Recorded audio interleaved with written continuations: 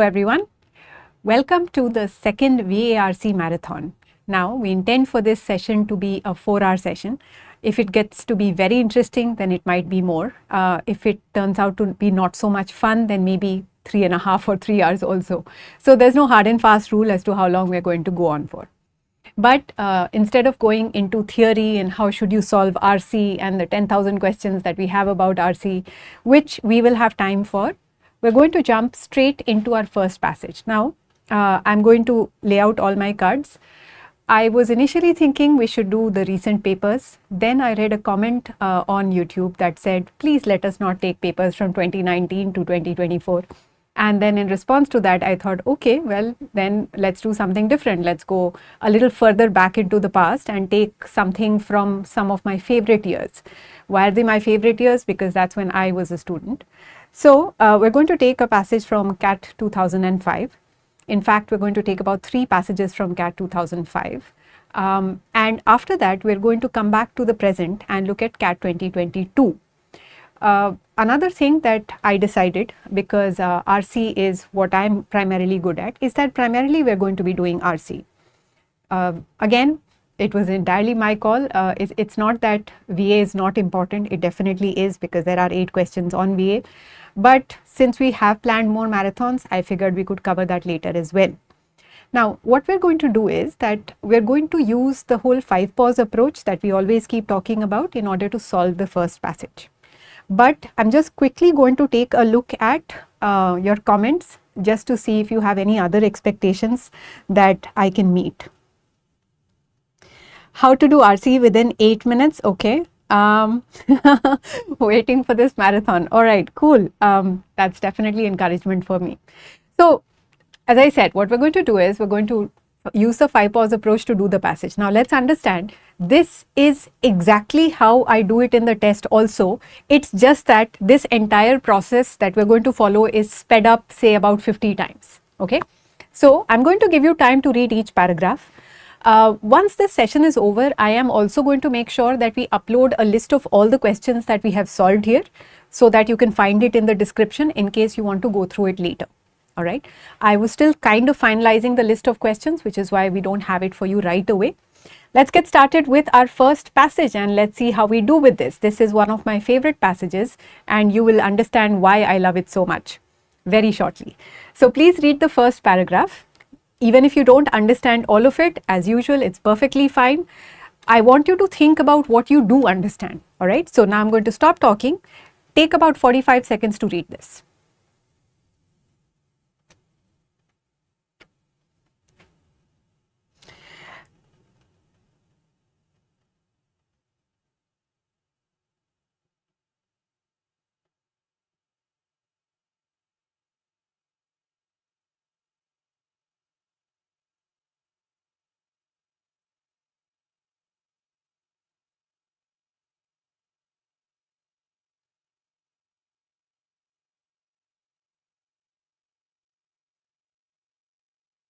Okay. Now my sense of time is a little awry. So if I say 45 seconds, it might actually just be 20 seconds. You'll have to forgive me for that. First of all, I've looked at some of your comments. I'll answer the ones which I can quickly answer. Are we doing only RC in TIS session? Yes, in TIS session, we are going to do only RC. How to approach RC in 8 minutes? I will talk about that after we're done with the first RC. So just hang on to your questions and we will come back to it once we have solved this. Looking sharp, thank you so much. I tried very hard to do that. And how to approach abstract RC. Okay, that is the theme for today. We are doing so many abstract RCs today. By the end of it, you should start feeling I can do it. Is there a fixed way to solve summary questions? It takes too much time interpreting. Unfortunately, we will not be dealing with summary questions as in the para-summary questions today. But yes, of course, there's a fixed way to solve summary questions. So if you look at any of our videos, say the best of CAT videos, for example, you'll see that there. You don't know the 5 pause approach. Okay. So instead of going into the details of the 5 pause approach, I saw that Ashish sir in the first marathon had covered it. So I'm just going to refer you to that particular session. And without further ado, let's look at this paragraph. I hope you have read something. Now, when I read this, I don't understand the first two sentences, honestly, because I don't have context for it, right? In fact, I didn't even know what croquet is. Then I realized it's a sport, which is fine. So, what exactly are we talking about? I start understanding some stuff from here. It's a time of rapid change. It's a period when the dominance of the world's superpower is coming under threat. It's an epoch where prosperity masks underlying economic strain. Now, from reading these two sentences, I get a sense that this passage is saying that the world is changing. And then it says that it seems like everything is good, but there is underlying economic strain. This part. Okay. Now, look at the last sentence. And crucially, so I always tell people that you have to read the first sentence, you have to read the last sentence and look for any important transition words, the contrast words, the conclusion words, anything that portrays emphasis of any sort. And crucially, it's a time when policymakers are confident that all is for the best in the best of all possible words. It's a nice play on words. It's trying to tell us that people believe that everything is going well. Then the last sentence, again, we may not understand unless we are history buffs. So overall, what I understand here is that we are saying that the world is changing. It seems like everything is okay, but maybe there is some economic strain that we're not able to see. Now, I'm not actually going to write this down, nor do I expect you to write it down, but I do expect you to remember something from this paragraph at the end. So now we're going to move on to the next paragraph.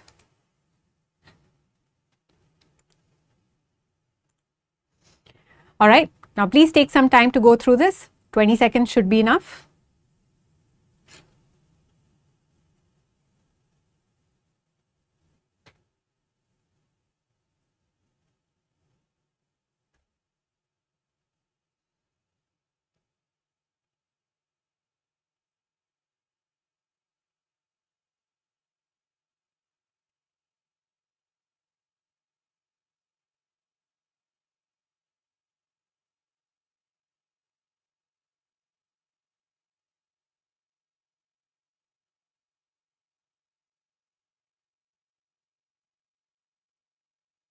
Now, my natural instinct here is to ask you, so what do you think this paragraph is saying? Okay, that's pretty much what I do in all my classes. But here, since there's a bit of a lag, I'm not going to ask you that. What I want you to sense in this paragraph is sarcasm. The accepted wisdom is that we shouldn't worry our little heads about that, because the incentives are there for business to build new production and refining capacity, which will effortlessly bring demand and supply back into balance. So, the problem that we have identified here is that crude oil prices have risen. Normally, it should be a concern, but the author is saying the accepted wisdom is that. So, whenever it says the conventional view, the accepted wisdom, you need to start thinking, maybe the author is going to present a slightly different view. So, the author is saying that, you know what, we are expected not to worry about it because everything will fix itself. So, you need to sense that tiny bit of sarcasm, and that's one of the reasons I like this passage, because it's kind of subtle. It doesn't come to the point straight away. It slowly builds the argument, and it really requires you to think what exactly are they trying to say. So, if you have understood that we are saying oil prices have risen, but we're expected not to worry about it, we can move on to the next paragraph. And I'm phenomenally bad with technology. I'm extremely sorry, but I'll get there. So please read paragraph number 3.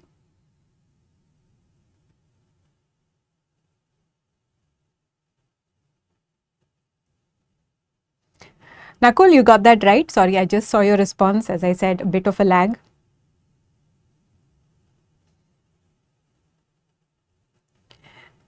And guys, I'm going to take a look at all your questions one more time. I just want to finish one passage so that I feel we have done some work. Okay.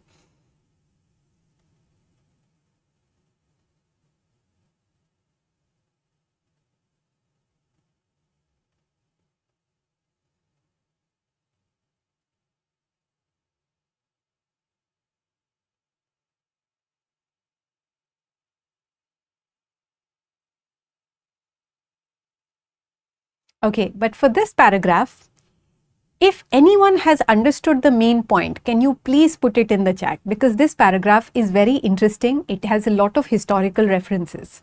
So I just want to see whether we are able to make some sense of it. Leena, I hear you. Jinesh, hi.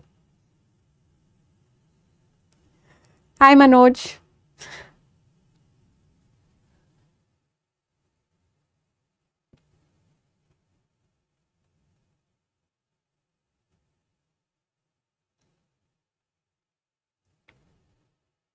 Any idea, folks?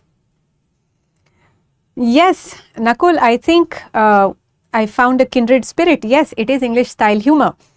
Okay, so what it's trying to say is that there was a French referendum, and I'm not sure if we understand what a referendum is, but let's say that we don't quite get it. It's trying to say that the French refused whatever measures were in the offing. So they basically said, no, we don't want that. What did they not want? Look at this sentence. What the French needed to realize, the argument went.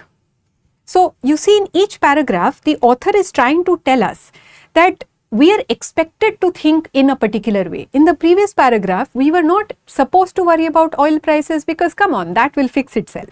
Here, the French have refused to do something, and apparently they were not supposed to do that. They were supposed to go along with it because there was no alternative to the reforms that would make the country more flexible, more competitive, more dynamic. So the French basically said no to certain changes in their labor laws. If you know anything about the French, that's of course very stereotypical. But the point that they're making is that they were not supposed to. They were supposed to go along with it because this would have made their country competitive, dynamic, all the good things that are supposed to happen. Now, look at the last sentence. All right, an alternative way of looking at the French no is that our neighbors translate flexibility as you're fired. What this paragraph is saying is that the referendum probably was about, or it would have allowed companies to fire people easily. That is the kind of flexibility that the reforms were supposed to bring about. But the French said, no, we don't want this to happen, regardless of what it may mean. So that is why the author is trying to say that another way of looking at the French refusal is that they translate flexibility as you're fired. They thought it would lead to unemployment, and that is why they refused it. All right. So very subtle passage. Let's continue.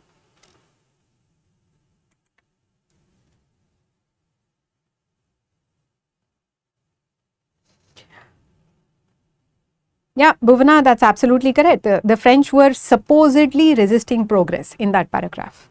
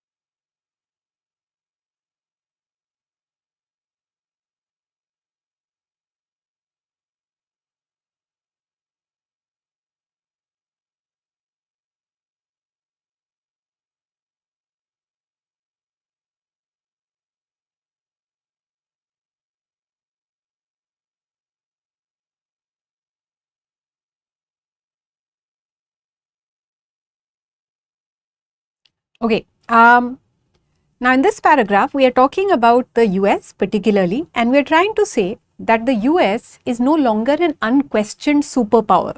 That's from the first sentence. And then we're giving reasons as to why it is no longer an unquestioned superpower. China is growing at a stupendous rate. Already there is new scramble for Africa and so on. But the US is living beyond its means, and in this time of studied complacency, a current account deficit is seen as a sign of strength, not weakness. Now, again, we may or may not know what a current account deficit is, but we are basically trying to say that the US is spending more than it should. And this should be a worrisome sign, but again, we are saying, oh, this is a sign of strength, it's not really a bad thing. So in each paragraph, we are pointing to certain events that are taking place, and the author is trying to say that these are somewhat concerning trends. For example, oil prices, but then we are being told we shouldn't worry about it. Look at the result of the French referendum. They are refusing it. Why? Because they don't want people to be fired so easily. Now look at what's happening in the US. But here also we are saying, but that's a good thing, it's not a bad thing. So in each case, we are kind of setting aside all of these concerns when we should probably be thinking a little more about it. Okay. Now, I'm glad there is an interactive chat going on there. So as long as long as you guys are keeping yourselves entertained, we're good. Let's move on. Look at paragraph 5, please.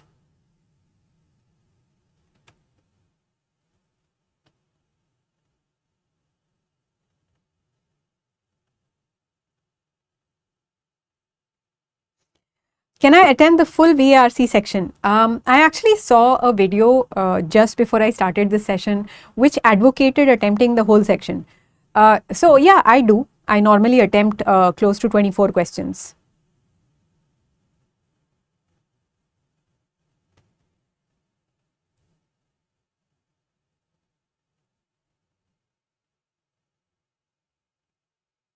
And oh, in case you're wondering, does it work out for me? Yeah, it normally works out. I have pretty decent accuracy.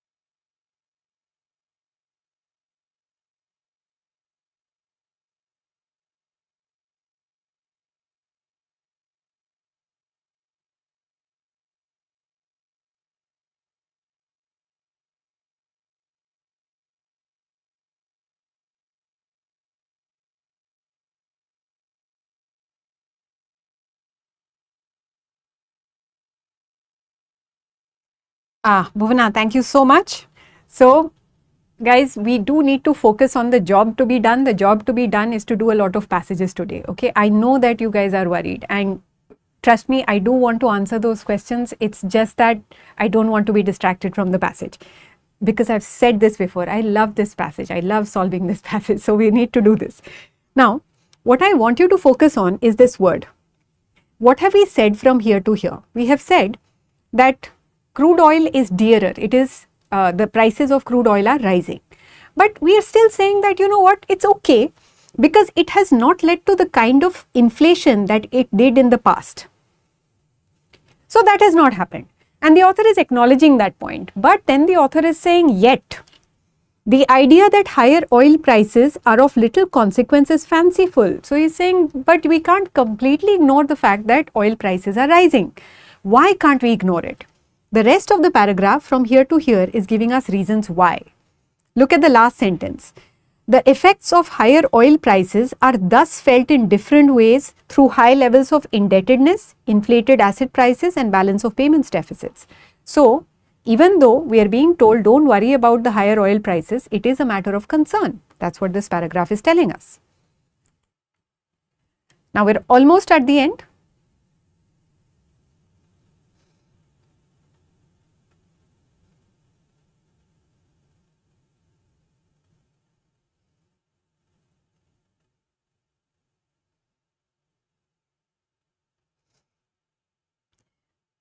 Okay, now in every paragraph, I want you to read read the whole paragraph, but definitely read first sentence, last sentence, contrast words, conclusion words. Okay.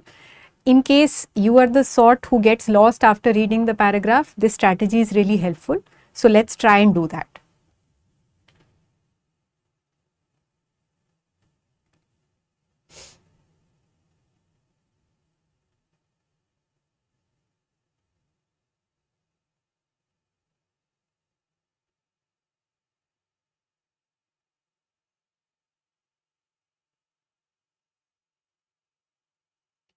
So following that philosophy of looking at contrast words, what do you think is the main point in this paragraph?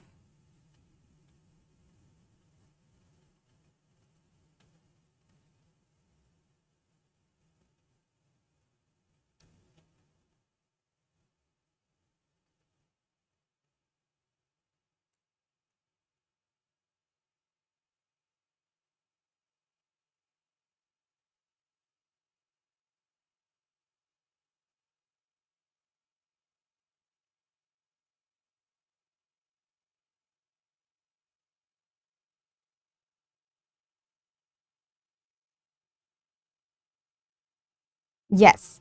So we are saying that, the system is not collapsing. Look at the first sentence. Even so is reason for concern. Yeah, absolutely. See, I've even underlined this part just to help you out. This is a contrast indicator, right? So we are trying to say that, capitalism has been resilient. It has been able to withstand a lot of shocks to the system. But there are at least 3 reasons for concern. So by the end of this paragraph, we should start thinking that on the whole, the author is trying to tell us that, look, we are trying to say everything is okay, but there are some worrying signs which we need to pay attention to. So already I have a main idea forming in my mind, and that is the stage that you also need to be by the time you read paragraph 6. Now after that, what are the reasons for concerns? Look at the first one. We have been here before. That means something like this has happened in the past. In terms of political economy, the first era of globalization mirrored our own. So if you remember in the first paragraph, we said that this is the second age of globalization. So there was a first age also, or first era, which was very similar to this. How was it similar? We believed in unregulated capital flow, free migration, but eventually there was backlash. It didn't really pan out very well. So we need to take some lessons from that and realize that even now, maybe we should be a little concerned about what all is happening. So yes, we have talked about endurance of industrial capitalism, but this is the main point that the author is trying to raise. So pay attention to contrast words. That's very, very important. Now remember, we had highlighted 3 reasons for concern, right? The first was we have been here before because the first era of globalization mirrored our own. Here when it says second, this is the second reason for concern.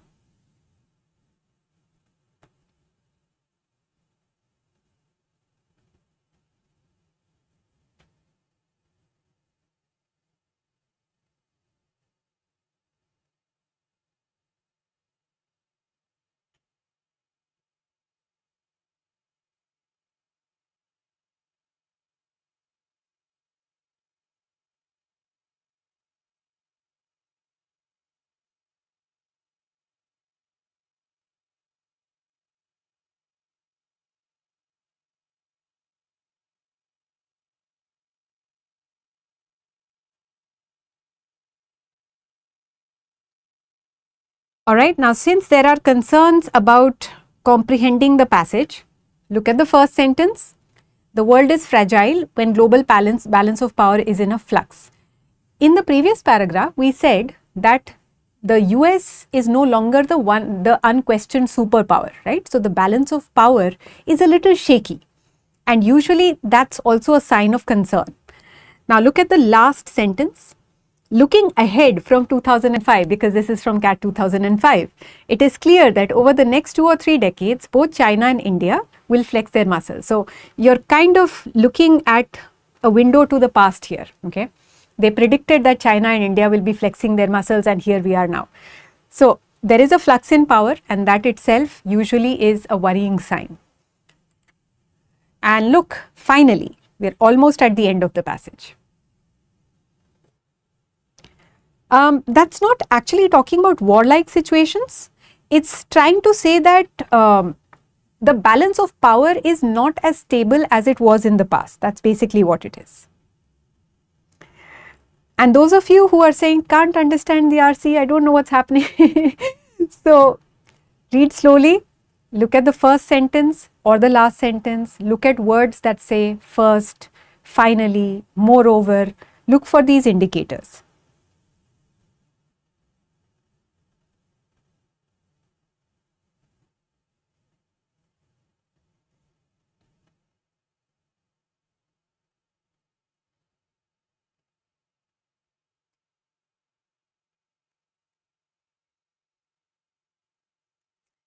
And finally, there's the question of what rising oil prices tell us. We've been talking about oil prices multiple times. It's trying to tell us that that is also a problem. Global demand for crude oil is likely to remain high at a time when production is about to top out. So, I look at the first sentence. There is a question of what rising oil prices tell us. Now, look at the last sentence. If supply constraints start to bite, any decline in the prices are likely to be short-term cyclical affairs punctuating a long upward trend. This is a more complicated way of saying that oil prices on the whole are likely to increase. Okay. So, we are trying to overall point out all the concerning trends in the world economy. That is the understanding that you need to end with. Have we been able to get to that or not? It really depends on whether you were able to focus on some key sentences or not. So, as I keep saying, look at the first sentence, look at the last sentence. Any contrast conclusion words, these will help you out. So, please remember, we have pointed towards concerning signs in the world economy. Alright. Now, I could go back and look at a few more words and look at the passage in a lot more detail, but I want to discourage you from doing that because that's just going to be more confusing. So, we are going to now take a look at our first question. Okay. Can you say how to approach VARC question, which type of questions we can attempt? See, you need to try and attempt every question.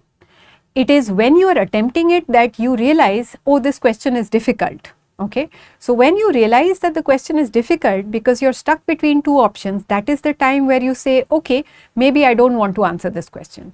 But in VARC, there is really no C category question to begin with. I mean, I wouldn't look at too many RC questions and say, oh, I think this looks very difficult to me. Okay. But in case you're wondering, how do I know, if at all? If VARC is weak, then you might want to stay away from reasoning questions, the ones that ask you to strengthen or weaken arguments, because they tend to require a deeper understanding of the passage than some of the others. Again, not saying don't do them, but slightly more challenging. Alright, so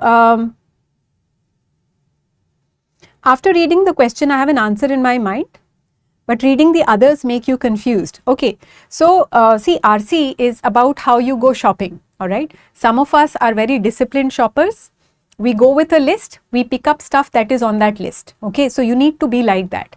Whatever shadow answer you have, that is what you need to match the answer to. You cannot be distracted by sales and discounts. Okay, those are your trap options. So now, look at the question stem. Okay. Look at the question stem. By the expression Edwardian summer, the author refers to a period in which there is. This was in the first paragraph. Okay. So, look at para 1. I am going to give you about a minute to try and answer this.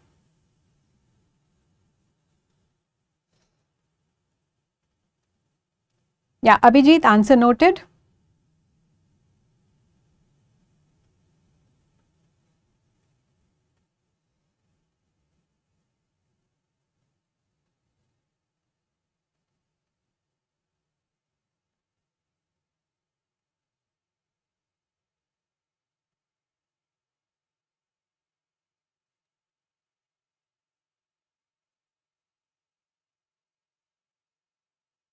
Okay, so far everyone has arrived at the same RC.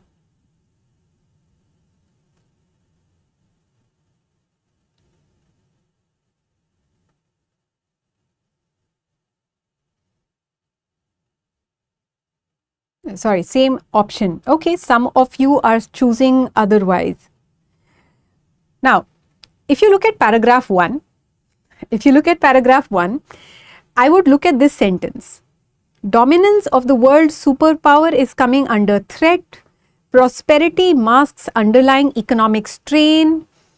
It is a time when policy makers are confident that all is for the best of in the best of all possible worlds. So, what do I understand? Okay, just because you say it is 4, it's not necessary it will be 4, right? I know that you love option 4. I understand. But you need to consider another close option, which is also option 2. Now, why am I not going to pick the first option? We have to understand that the overall tone is negative. We're trying to say that there are some signs of concern. This was the main idea also, right? Option 1 is very positive, unparalleled luxury and opulence. This does not convey anything bad. So this cannot be my answer. Okay, so 2 and 4, a sense of complacency among people because of all-round prosperity. Now this is true. Look at this. It is a time when policy makers are confident that all is for the best in the best of all possible worlds. Policy makers are confident. What is complacency but confidence? A culmination of all-round economic prosperity. This is positive. So this cannot be my answer. That brings us to 4, which seems to be a favorite. An imminent danger lurking behind economic prosperity. So here we have something negative. In 2 we have complacency, in 4 we have danger, and here is where you will discover how wrong you were or you'll feel very lucky that you got the right answer. Yes, so you have to understand that the word imminent is your giveaway. What does imminent mean? Imminent means that something is about to happen. So when you say imminent danger, it means that something bad is definitely going to happen in the very near future. And that is why it is not option 4. At least I hope it's not option 4. So the reason it is option 2 is that overall there seems to be this feeling that everything is great. That is what the word complacency denominates. Complacency is overconfidence. It's directly derived from this line here. Because of all-round prosperity, but complacency means overconfidence, which means that you should be concerned, but you are not. And the reason we are eliminating option 4 is because of the word imminent. See, the author is not trying to say that something bad is definitely going to happen, that the system will come crashing down. That is not the case. The author is trying to say, look, there are some signs that we should probably pay attention to. So this tone of concern is better handled by option 2 than option 4. So then why did we not pay attention to the word imminent? Maybe because we do not know what this word means. So one takeaway from this session would be that this word is important. Yeah, so now if you picked option 2, you got it right. Well done. If you picked option 4, I completely understand, because when I solved this passage for the first time, I made the same mistake as you did. I also picked 4 because I thought, of course it talks about danger, right? Because threat is danger. I just did not pay attention to the word imminent. Imminent means about to happen.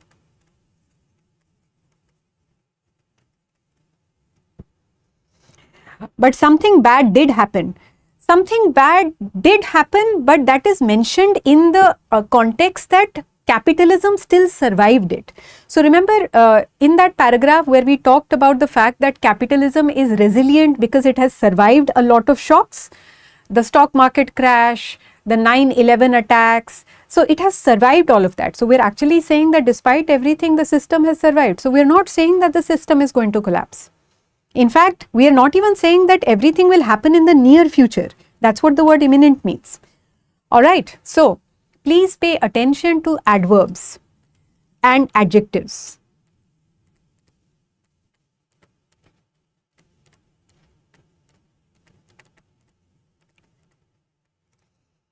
Can help eliminate traps.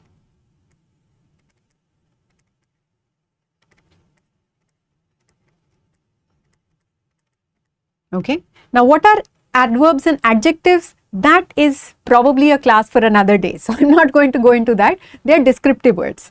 So here, 1 is positive, we eliminated it. 2 is your answer. 3 is positive, we eliminated it. 4th because of the word imminent, and therefore option 2. As I said, if you picked 4, don't worry too much. Just take something back from it and let's move on. All right. Please read this question. I will also show you the text because you don't have access to the passage. Isn't option 2 somewhat positive? It is. But there is an atmosphere of positivity, right? The word complacency, however, is not positive. So, for example, in that race between the turtle and the hare, you remember which race, right? The turtle and the rabbit race. Why did the rabbit lose? Because the rabbit became complacent. That's exactly what complacency is. And that's what we are doing right now. We are saying, oh, everything is wonderful, nothing's going to happen. And the author is saying, but we should be worried.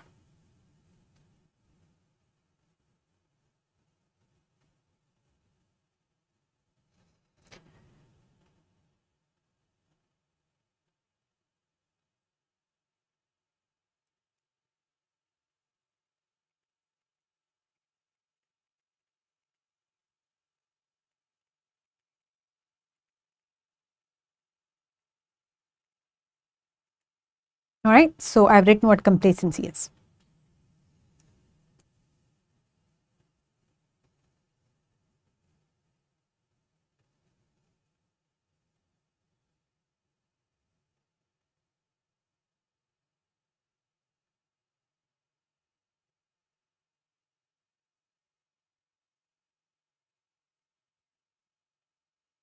And I realize I've written it behind my back. Sorry about that. I'm going to write it elsewhere.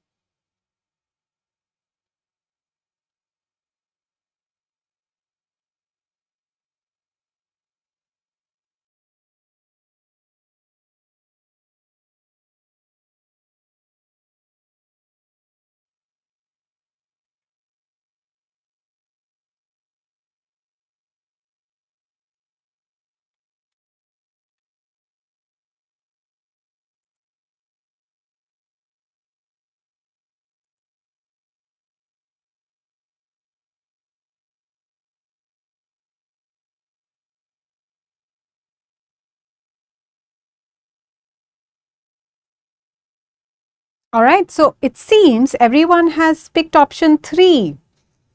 Yeah, absolutely right. Good job. So where do we get the answer from? What has led to resilience of modern capitalism?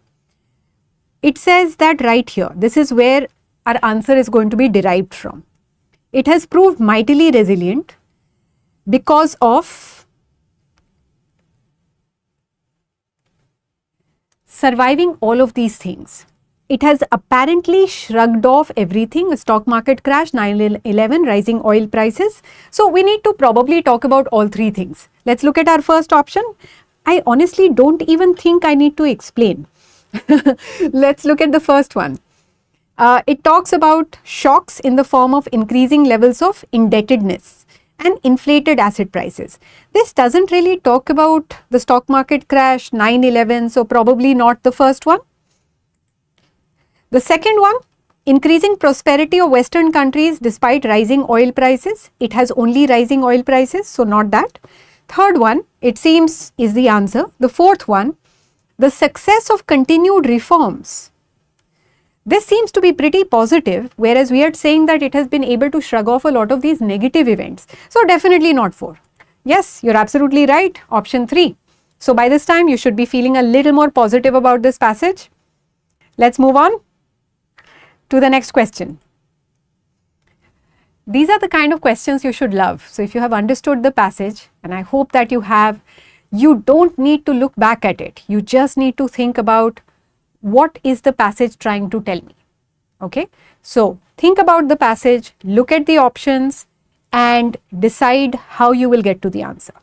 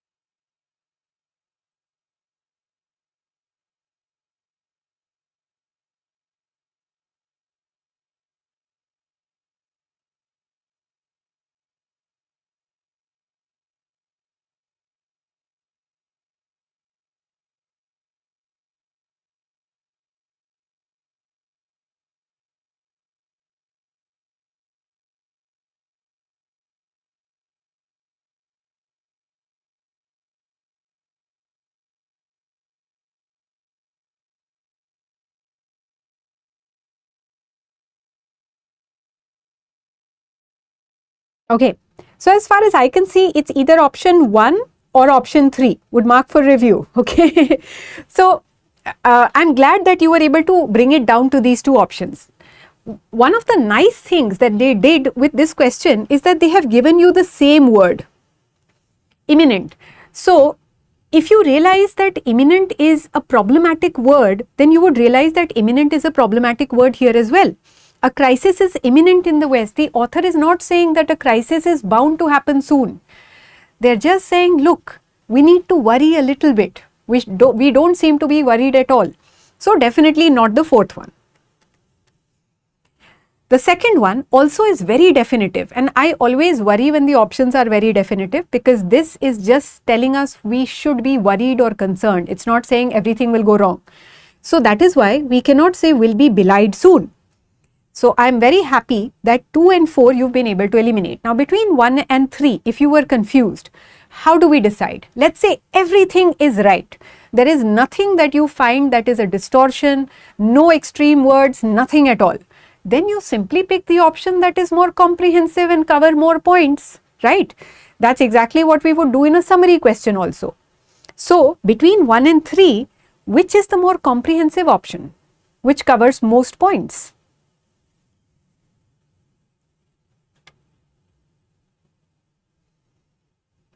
So the grand reveal will happen in just about 5 seconds.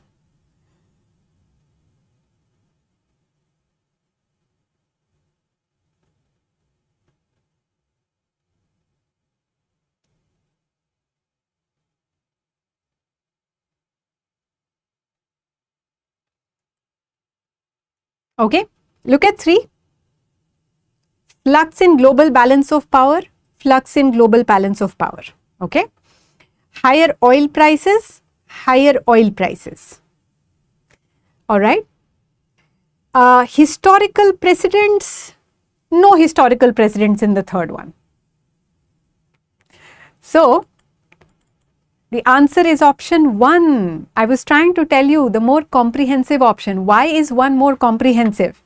The reason is that it mentions historical precedents. So if you remember, towards the end, the author has highlighted 3 reasons that we should be concerned. What was the first reason? The first reason was that we have been here before, because this is a second age of globalization. So practically, how would I answer this question? Okay, I'm just going to take you back a little bit. It's not about luck. Okay, here it is definitely not about luck at all. What I want you to notice is that option 3 mentions higher oil prices. Sorry about that, just give me 1 minute.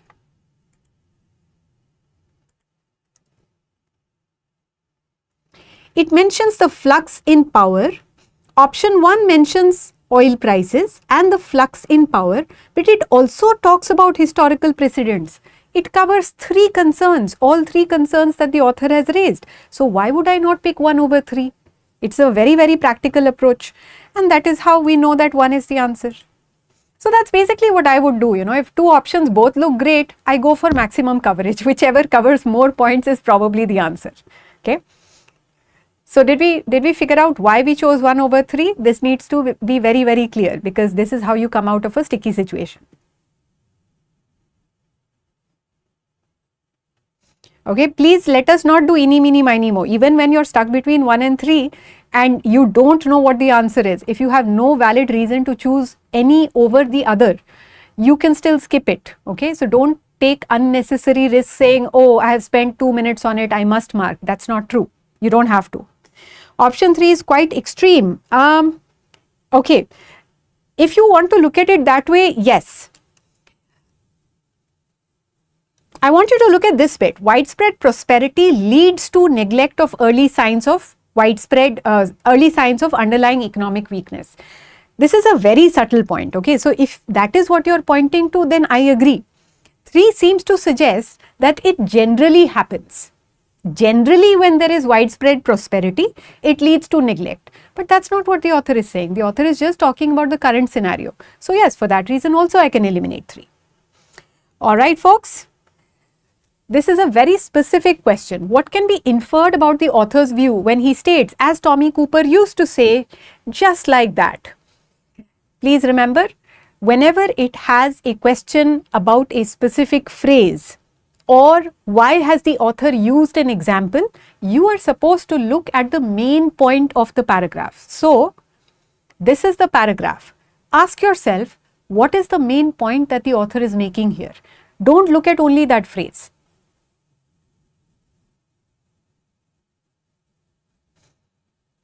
What kind of passage is this? Yes, it is definitely argumentative.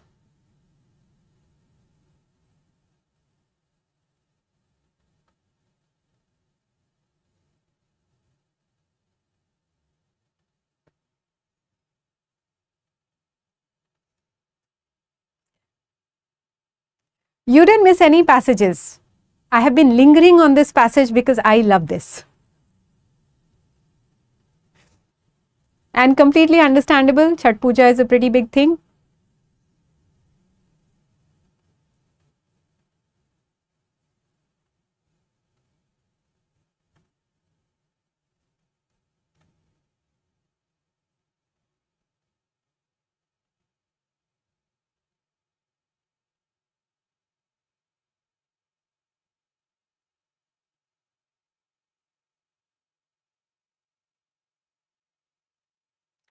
Don't look at the options.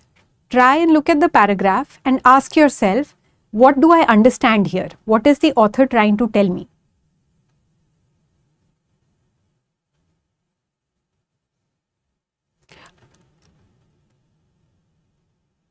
Also, this is Tommy Cooper. In case you want to look up the reference later, it's an interesting reference.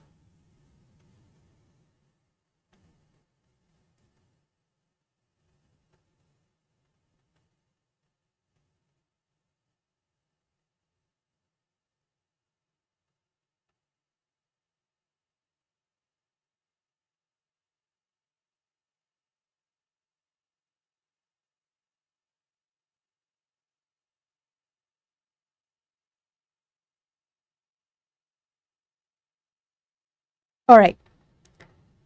Look at this. What does this sentence tell you? The accepted wisdom is that we shouldn't worry our little heads about that. What is the author really trying to say here? Is the author saying we should not worry about the rising oil prices, or is the author saying we should worry?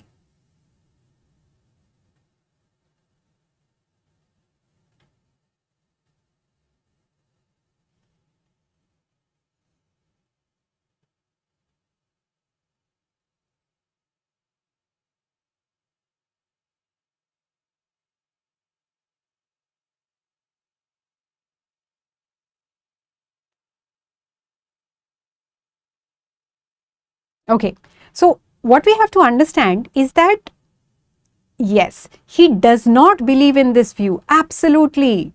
The author does not believe in this view. That is why it uses this tone. We shouldn't worry our little heads about that. This is a sarcastic sentence. So the author is saying we should be worried. In other words, this scenario that people are saying is going to happen is not actually going to happen.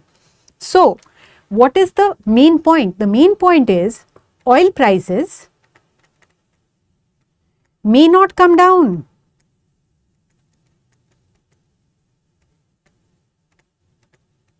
That's what it is actually trying to say. Now look at the first option. Industry has incentives to build new production and therefore oil prices would reduce. But the author is saying no, obviously not, they're not going to reduce. So it is not the first one. There would be a correction in the price once new production capacity is added. This is saying that oil prices are going to reduce. See, correction always means reduction, most of the times. Most of the times. Third one, the decline in oil prices is likely to be short term in nature. That means in the long term,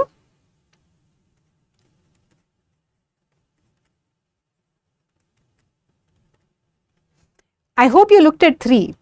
Decline in oil prices is likely to be short term in nature. In the long term, oil prices might rise.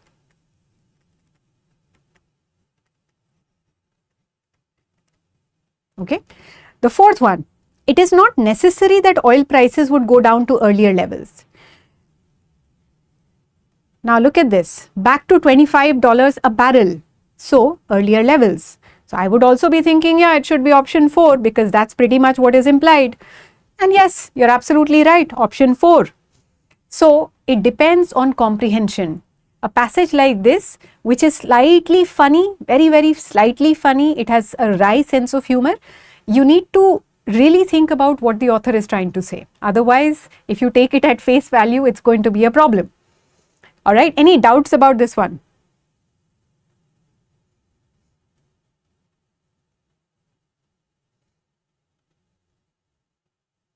Okay, so before we go to the next passage, all right, before we go to the next passage, I'm not taking a break, I'm just going to answer a few of the questions that you guys asked right at the beginning. And then we're going to start with our next passage. So the question and answer will probably spend another 4-5 minutes on, okay, the Q&A, general Q&A, nothing to do with the passage. So in case you want to go get a drink of water because you don't have any questions, that's absolutely fine. I'm going back to the beginning of the chat. Wow, it's been a very interactive chat. Starting with the very first question. How to do RC within 8 minutes. Okay, so first of all, start with 10 minutes. If you are currently at 15 minutes in RC, then it will not come down from 15 to 8. Try to bring it from 15 to 12, 12 to 10, and then maybe 10 to 8. Okay. Now, since we have only a month, it may not be practical to cut down your time by half. So then you need to think about how you want to readjust your strategy so that it requires only minor modifications. But let me tell you how I would normally expect it to go. First of all, you need to save time on the first few RCs. The first 2 RCs that you do, you have to pick the easier one so that you're able to do it quickly. If you are not doing that, then you will not save time at the beginning. Alright, so your first few RCs may not even take 8 minutes, they might just take 6 or 7 minutes per RC. So then, if you're taking 9 or 10 minutes for the third one, it's okay, it averages out. So that is how we expect it to work. Now, how do I do an RC in 6 minutes? That usually means reading time is 2.5 minutes, maximum 3 minutes, if at all. It also means that the questions are so easy or my retention is so fantastic that I don't have to go back to the passage. So these are the conditions that need to be met in order for me to cover an RC in like 6 to 7 minutes. Now, what if I have 9 minutes? Then I might take about 3.5 to 4 minutes to read and then another 5 minutes to answer. But that requires that you do not spend more than 1.5 minutes or a maximum time of 2 minutes per question. It cannot be 2 minutes per question. It should be somewhere around 1.5 minutes per question. That's the ideal time. What I see a lot of people doing when I take a look at the tests is that I realize you spend 3 minutes on one question and then 4 minutes on another question. And why do we do that? Even if you get the answer right, you have probably missed out on one other question somewhere. So let's not. Let's control the time for the passage and for the question also. Okay. So I know that was like a long reply, but I'm going to go to the end of the chat and see if you have any general Q&A. How to approach such RCs. Okay, so first of all, most of the RCs that we're going to do today, I don't think any of them are easy. I assume that since this is the second VARC marathon, we should take up something more challenging. So that is why we're going to do challenging passages. Alright, so I'm letting you know that the level of difficulty is going to be slightly high, at least reading wise. Question wise, maybe not so much. Is it a general trend where the author states an inference to counter it? See, it's a general trend that when the author says this is what people usually believe, or this is the conventional view, or conventional wisdom has it, if you see something like that, then most of the times the author is going to counter it. Just like when the author says, of course, I would expect that somewhere after that there will be a but. Okay, so of course is yes, I agree, but I also have a point of my own. So when you read, you need to start expecting that this stuff will happen. What was the level of difficulty of this RC? I would say it's moderate because in the same year there were more difficult ones also, as you will see very shortly. Alright, we have 1 more minute for Q&A. I'm able to do only 9 to 10 questions. If I try to do 14 to 15, accuracy falls altogether. Okay, so again, you'll have to check where are you spending your time. Is it reading that is taking more time? Is it answering questions that is taking more time? Sometimes if you just get stuck on 2 questions, that will prevent you from answering 3 or 4 more other questions. So you have to be super efficient. You cannot get stuck on any questions. Control the time, and a lot of times that is the only thing you need to fix. All right. I understand that we feel that we need to spend more time to be more accurate, but that's not always true. So those of you who are spending a lot of time reading the passage, read it once peacefully, but don't keep rereading it. This rereading is what you need to get rid of. Because if that is happening, then there is no way you'll read faster. After you have read the passage, revisit first and last lines of the paragraph. Look at the contrast words and the conclusion words. Hence, thus, therefore, crucially, importantly, however, these words, and it will give you a sense of what the passage is saying. Okay. All right, folks, let's go to our next passage. I will come back for the Q&A. If I eliminate 2 options, can I take a guess? You can try it, okay? You can try it if you feel that your guessing works out for you. There are people who have an intuitive sense of the right answer. So if that is happening with you also, your accuracy is in the 60s zone, go ahead. But if your accuracy fluctuates between say 60 and 40, then don't do it. That means you're taking too much of a risk. Okay. Now, this passage is definitely one level up from the previous one. So I want you to take your time. I will not hurry you up. Read the first paragraph and I will just look at your messages. Okay. Please start.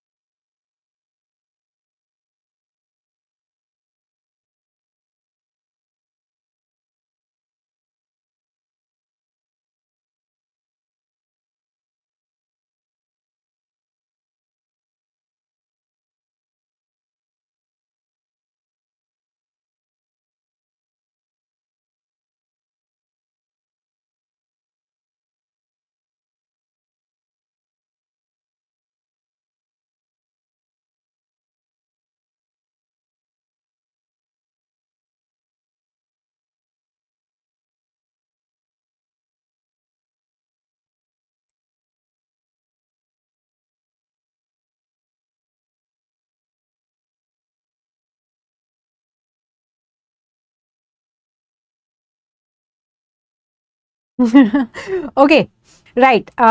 It is a heavy passage, but I'm going to give you a heads up that most of the passages that we're going to do today are kind of like this. So the first one was actually one of the easier ones. Okay. Understood 80%? That's fantastic. Deconstruction and logocentrism. Yes, absolutely. So see, don't focus on what you have not understood. Focus on what you can understand. If you need to, say that I will work on only 3 lines at a time. Now here it says rather. Okay, so probably I will then work on these 3 lines. Then I will probably work on these 3 lines. Then I'll work on these 3 lines. Okay.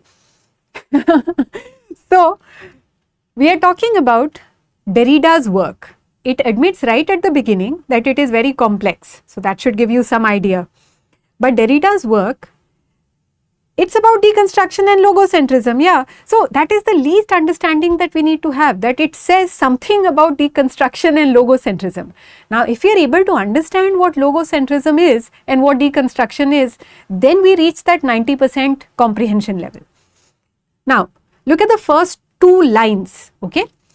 It says Derrida's work is influential in analysis of the ways in which language structures our understanding of ourselves and the world. Language influences the way that we perceive the world, and Derrida helps us see how language structures our understanding. Okay. Now, according to him, this method is called deconstruction. So, Derrida's method is deconstruction. In its simplest formulation, deconstruction seeks to uncover hidden meaning in a text that has been denied or suppressed. If you want, in a passage like this, you can also write this down. Normally, I am not a major fan of writing, but I can say, you know what, it says something about deconstruction, and it is about uncovering hidden layers of meaning.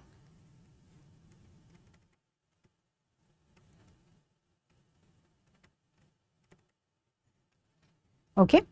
Then we move on to the next sentence. Yeah, it's a way of understanding how language influences us. At the heart of Derrida's deconstructive approach is his critique of what he perceives to be a totalitarian or dictatorial impulse of enlightenment. Now, I understand this line is painful, but here we are saying that there is an approach called logocentrism that Derrida is opposed to.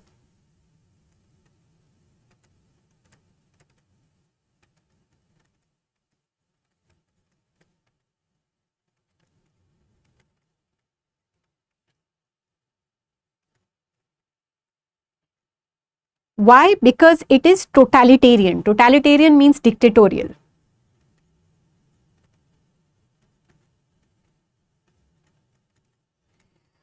Did we understand why it is totalitarian? What is wrong with logocentrism? What does it really try to do? Logocentrism, and now we are reading from here, is the search for a rational language that is able to know and represent the world and all its aspects perfectly and accurately.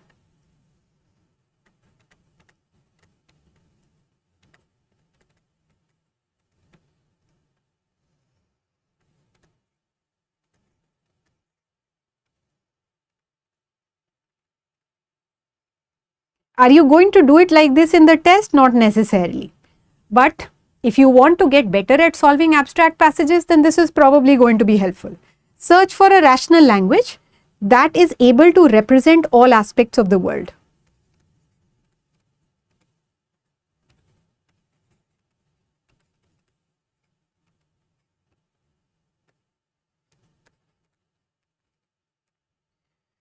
Okay.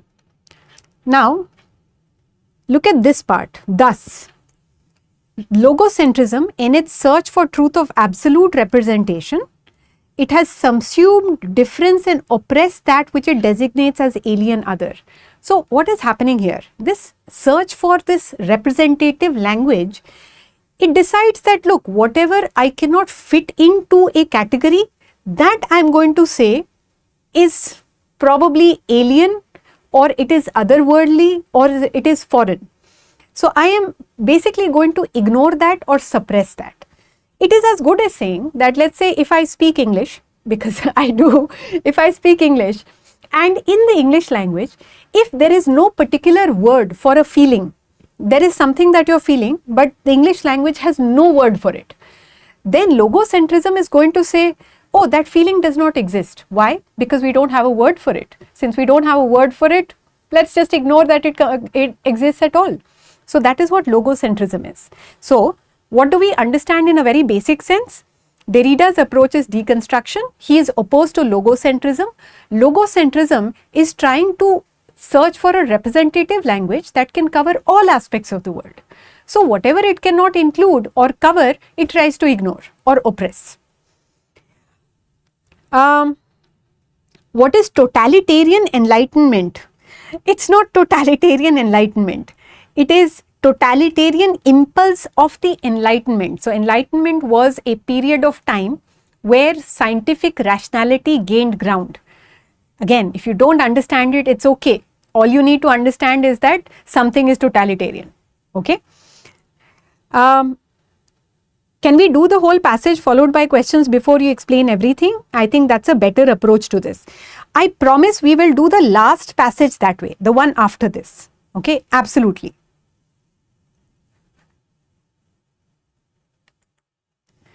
So look at paragraph 2, please.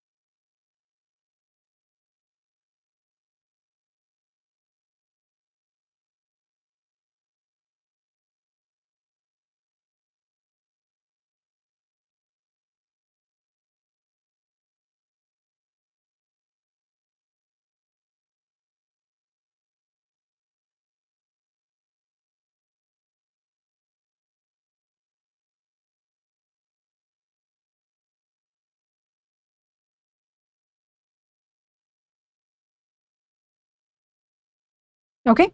Now, if you have read this paragraph, you would have understood at least that there are words which are opposed to each other. Oppositional linguistic dualisms. Rational, irrational, culture, nature, good, bad. Now, what I also want you to notice is that in all of these pairs, usually the first word is superior to the second word. For example, rational is good, irrational, not good. Good is good, bad is bad. So the first word typically is the one that is desirable, and the second word is negative. It is in deference to the first. So a hierarchical relationship is maintained by the deference of one term to the other. For example, rationality is superior to irrationality. So what Derrida is trying to tell us is that language is constructed in a manner that certain words naturally have a more desirable quality to them as compared to others. And how do we assume all of these differences, or how do we take them for granted? Because of the system of binary opposition. So a system of binary opposition, it allows one word to be posited or presented as superior to the other. Yes, CAT 2005 and 2006 were particularly interesting years for VARC. I will not be able to show all the paras together for this passage, but I will show it to you for the next passage. Okay, as I said, absolute pakka promise. Okay, so this one you'll have to bear with me. Please write down the points because you actually need to understand this really well.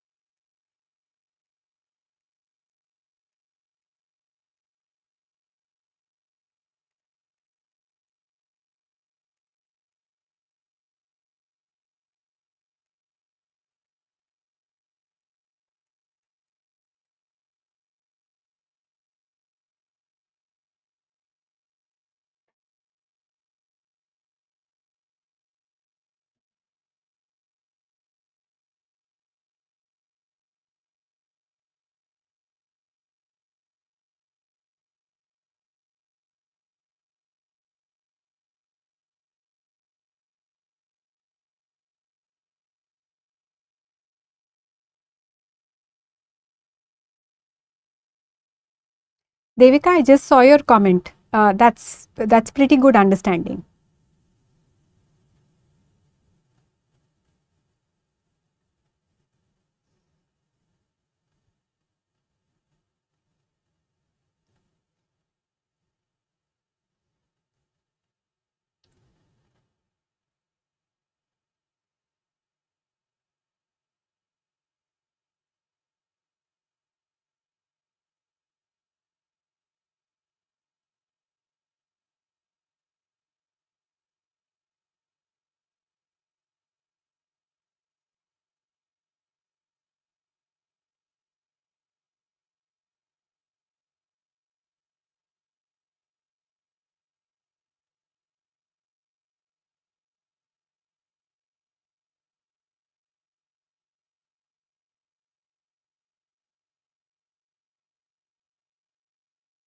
I'm telling you how to skim.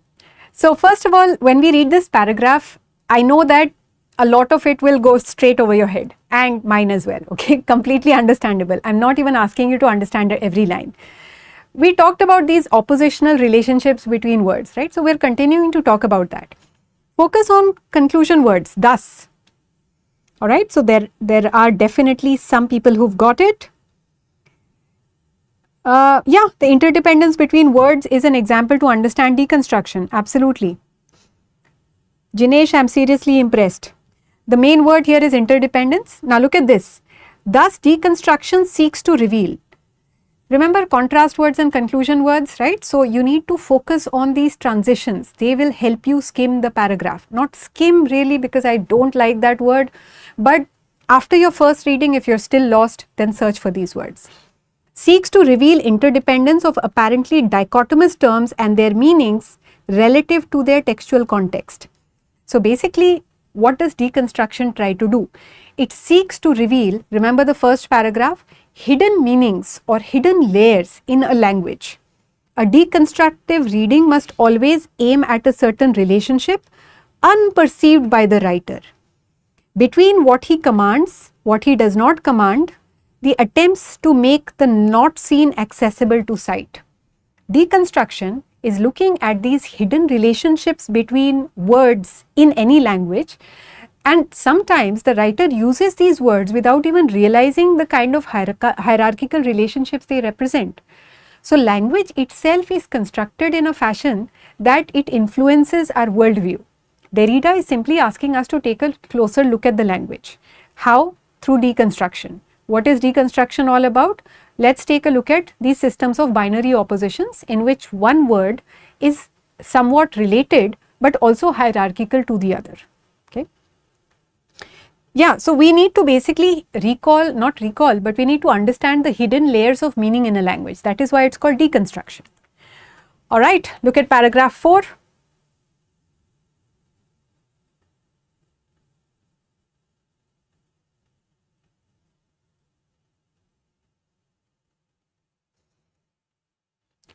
Meaning then, all right, then also is a conclusion indicator.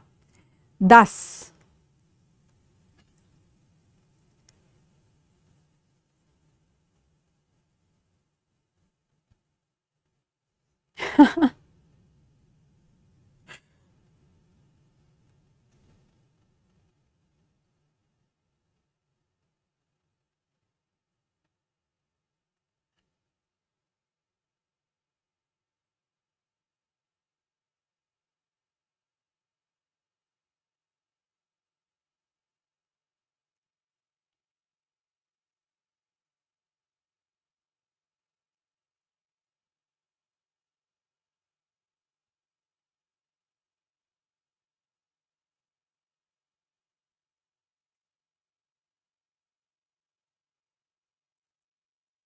all right, now for those of you who have completely given up hope on this passage, look at the first sentence and look at the sentence with thus.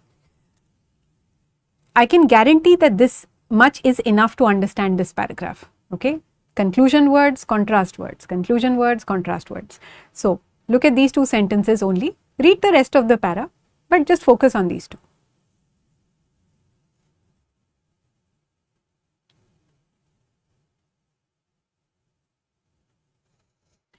Deconstruction is the ability to understand esoteric meanings. I don't think it's about understanding meaning of words per se, but yes, it is about understanding the nature of text. And here is where it gets even more interesting. So once we do paragraph 4, then I'm going to give you a little speech on what Derrida is actually trying to say here.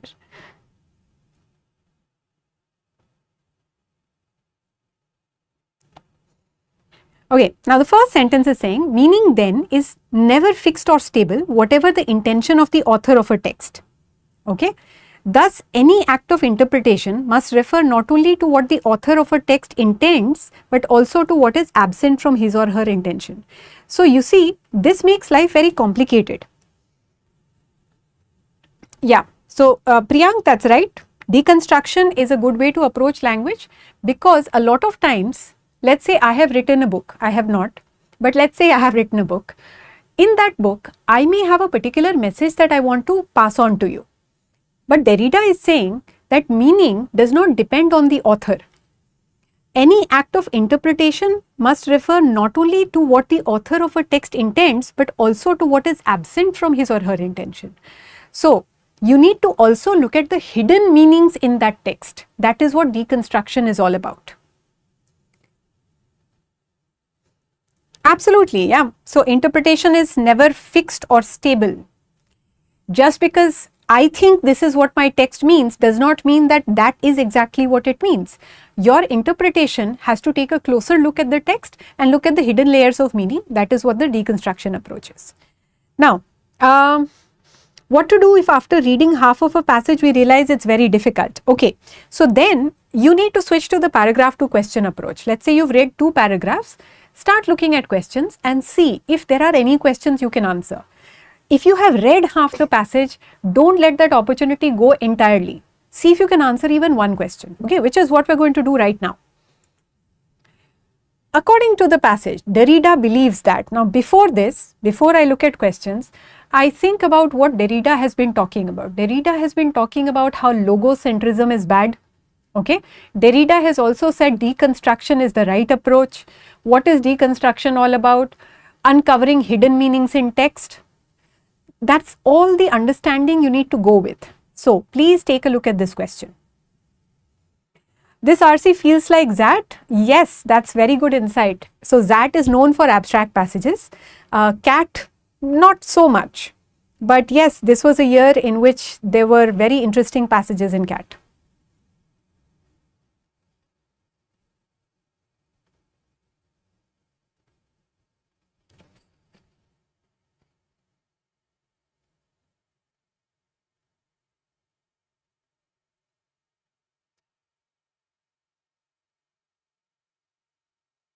Rajdeep, in a way, yes, if I simplify it a lot, then I would agree.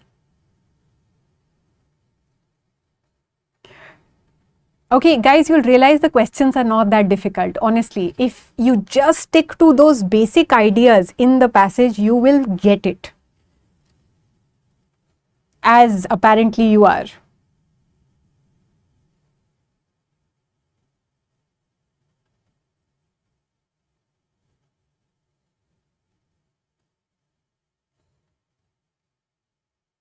Okay, well done. Yeah. Let's look at the first option. See, first of all, if you understand what deconstruction is all about, this is a very simple question. Everyone should get the answer, particularly since I've been going on about hidden meanings, right? So we look at option 4 and we think, oh, it must be the answer. Wrong approach. Please look at all the other options. Yeah. So the first one, reality can be construed only through use of rational analysis. Which is the approach that looks for a rational language? That is logocentrism.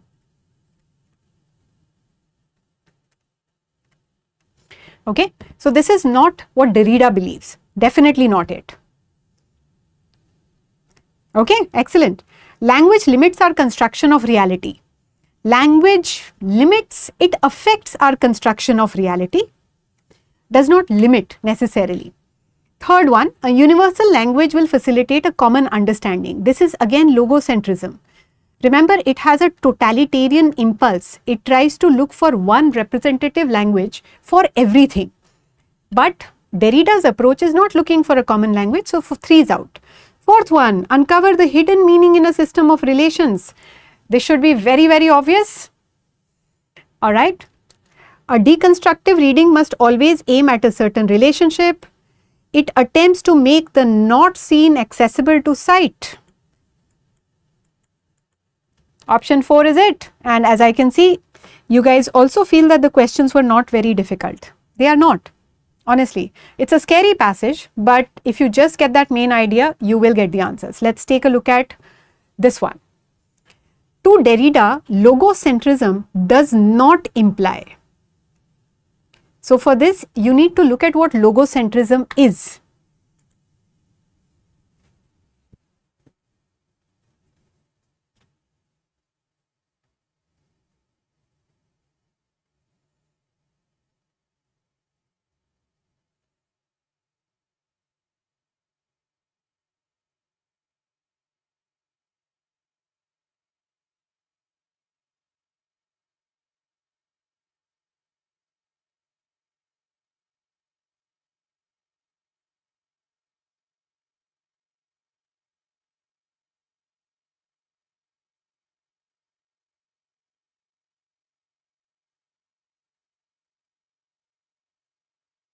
It's also an easy question. There are only 2 things you need to understand in this passage. What is logocentrism and what is deconstruction? That's it.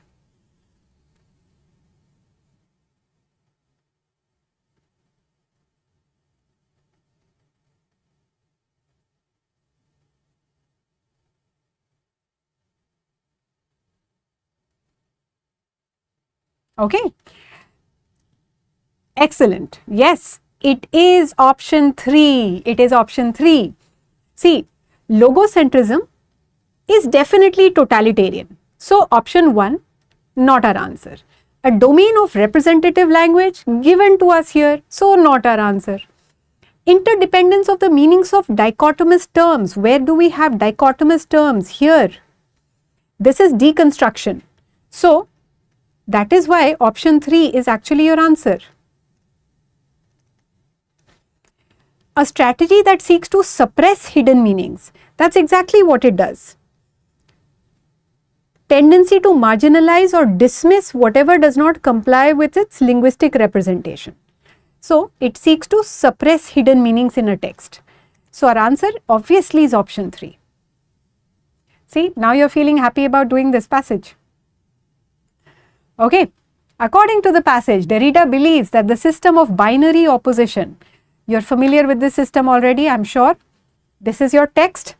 What is true about binary opposition?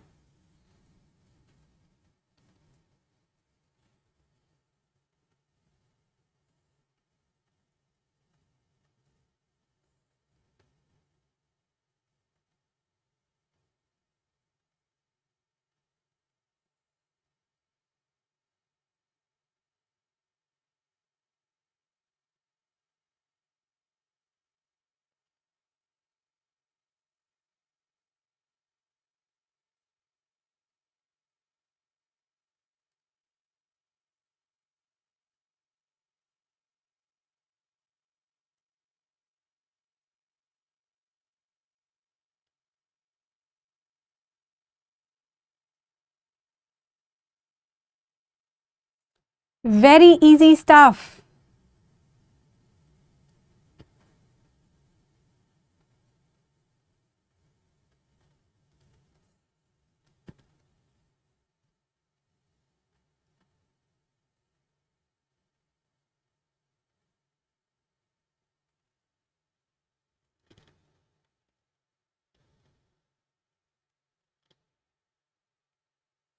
Yes, represents a prioritization or hierarchy. We get it from here, right? From these lines. Reconciles contradictions or dualities. Reconciles means it somehow brings them to a compromise or brings about agreement. But this word is not justified. So, definitely not this. Weakens the process of marginalization and ordering of truth. But actually, it suggests that it does order truth.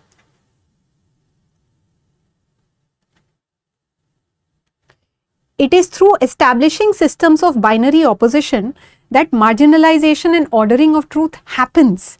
So, this word is not justified. Deconstructs reality. Binary opposition does not deconstruct reality. Derrida's approach probably deconstructs reality. So, definitely not 4. So, as you can see, another very, very simple question. It is option 1. It's option 1. Reconciles contradictions. It does not reconcile contradiction. It's a system of binary opposition. When I say good and bad, bad is the opposite of good. We are not reconciling contradictions. We are creating contradictions. That is why it is not the second one. Transition words are very, very important. Oh, why not 2? Because it does not reconcile. See, reconcile means to bring about agreement between contradictions. But here, we are actually trying to say that these are opposing words. When I say good and bad, am I trying to bring about an agreement between good and bad? Am I trying to reconcile good and bad? No. So, it is not reconciliation. That is why it is not the second option. Okay. Now, look at this. Derrida rejects the idea of definitive authority of the subject because we locate where this text is, okay?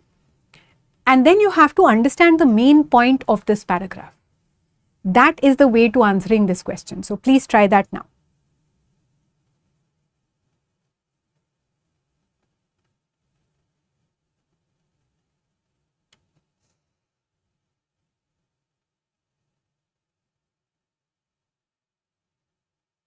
Is attempting whole of VARC a good thing? If your accuracy is decent, then yeah, why not?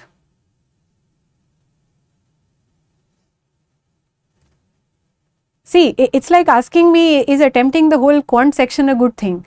if you're getting the questions right, then why not? Of course, go ahead. Same story.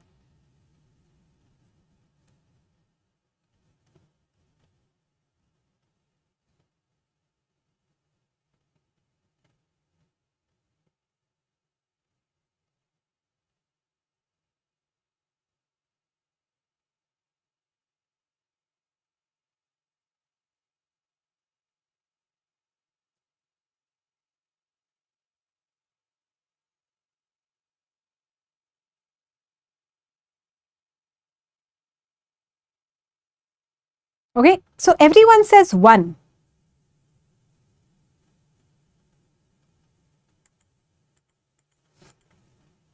It's 1.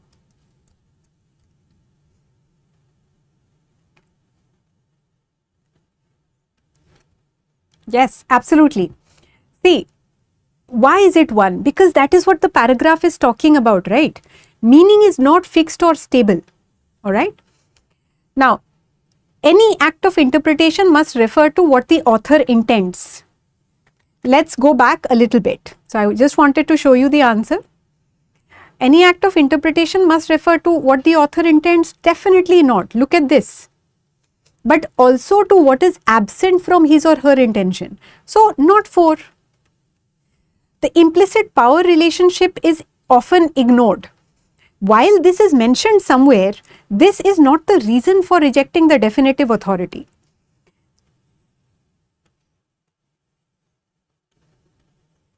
This insight leads to further rejection. So basically my answer has to come from this line, right? So it is not this. Meaning of the text is based on binary opposites. Again, that may be true, but that is not the reason given for this. So that is why we eliminate it. So the best way to answer this question is to first locate where the answer is. The answer is here, thus. Transition words are always very, very important. Why is this the answer? This insight leads to rejection of the definitive authority of the subject. And it is asking you, why does Derrida do that? Because. So, because questions, please first create a shadow answer.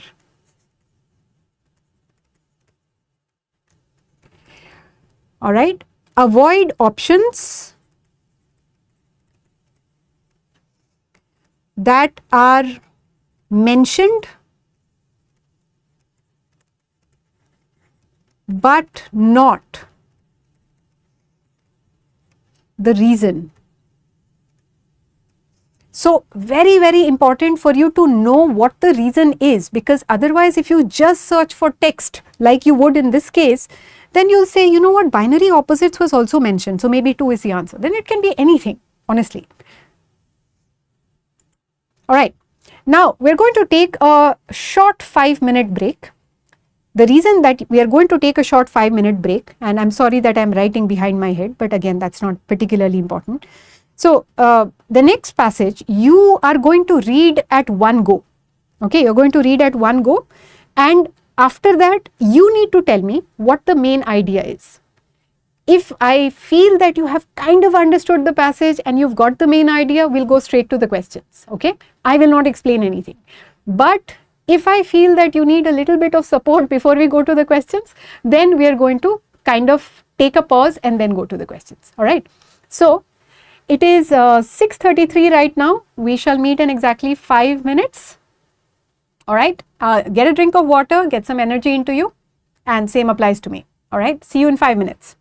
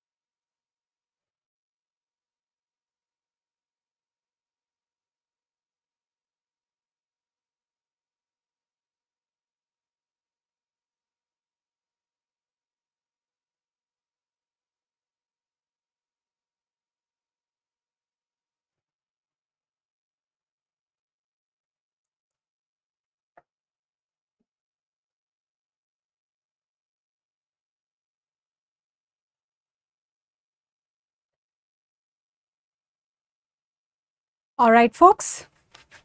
So I hope that, all right, I hope that you made good use of your break. Yes, there was a break. So we finished 2 passages, and this one you are supposed to be reading entirely on your own. A few questions before we get there.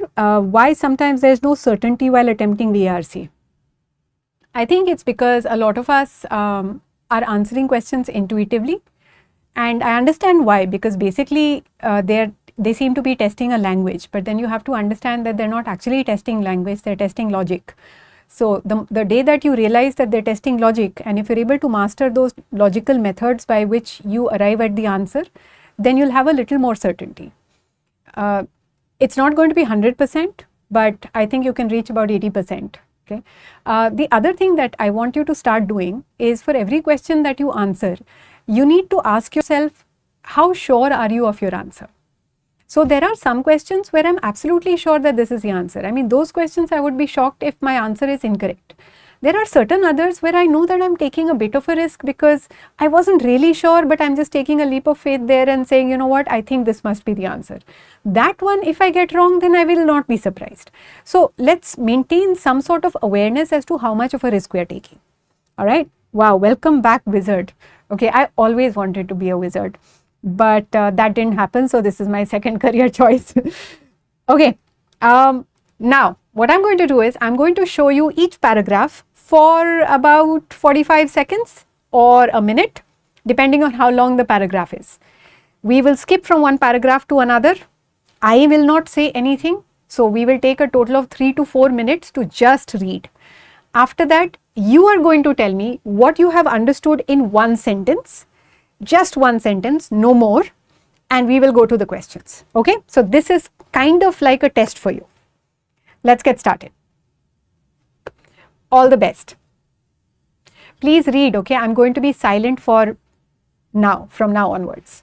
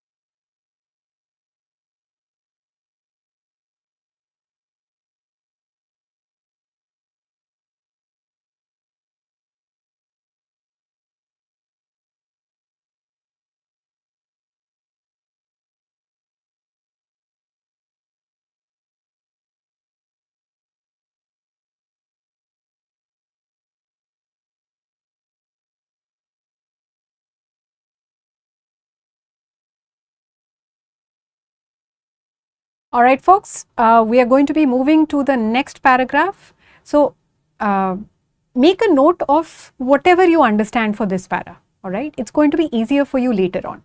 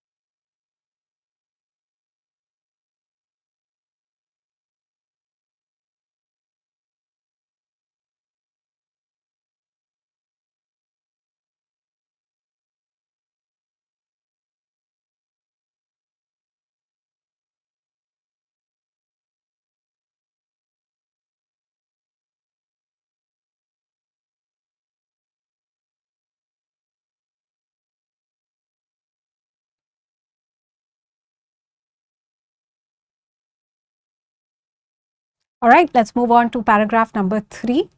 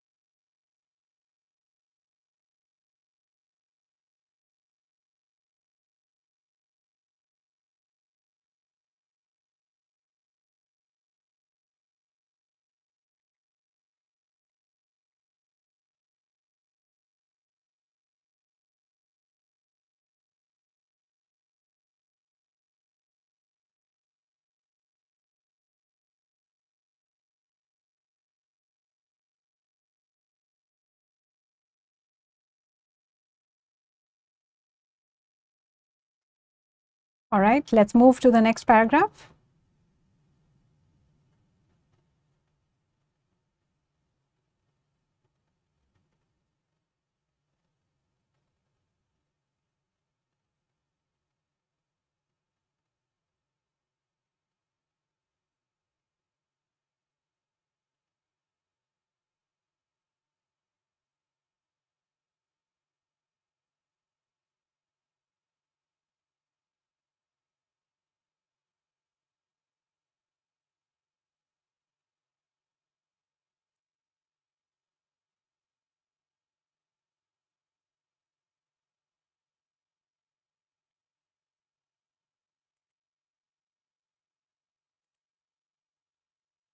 Right, last paragraph.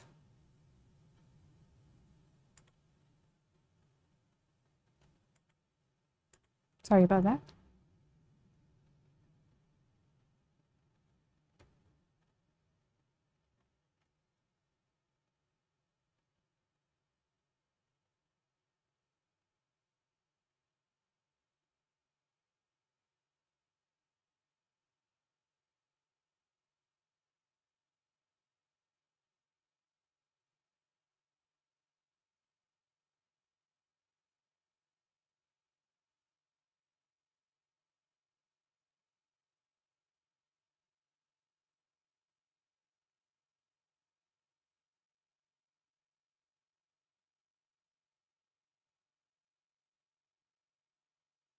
Okay. So I'm sure that this passage also was not particularly easy for you to read. Again, kind of abstract. And this is from CAT 2006. So you can see a theme building here. It's mostly abstract passages. And the reason for that is that this is your second VARC marathon. But anyway, this is the time where you show off your understanding of the passage. So I want you to look at the passage as a whole and tell me what you think is the main idea.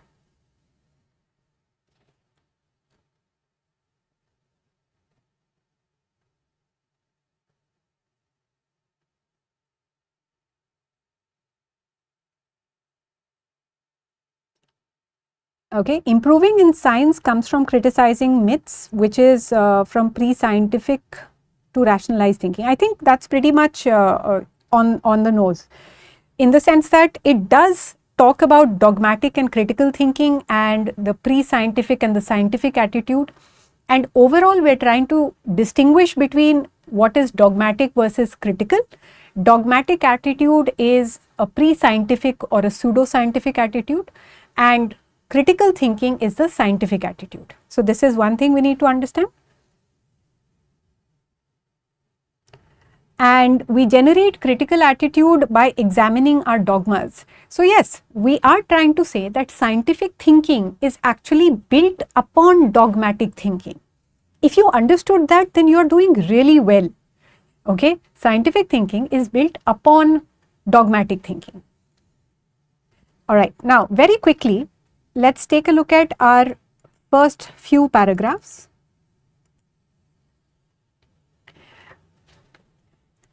This defines what dogmatic thinking is.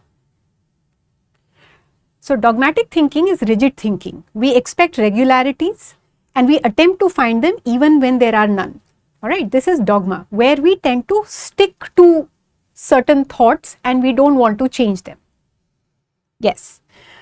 After that, it says, moreover, this dogmatism allows us to approach a good theory in stages by way of approximations.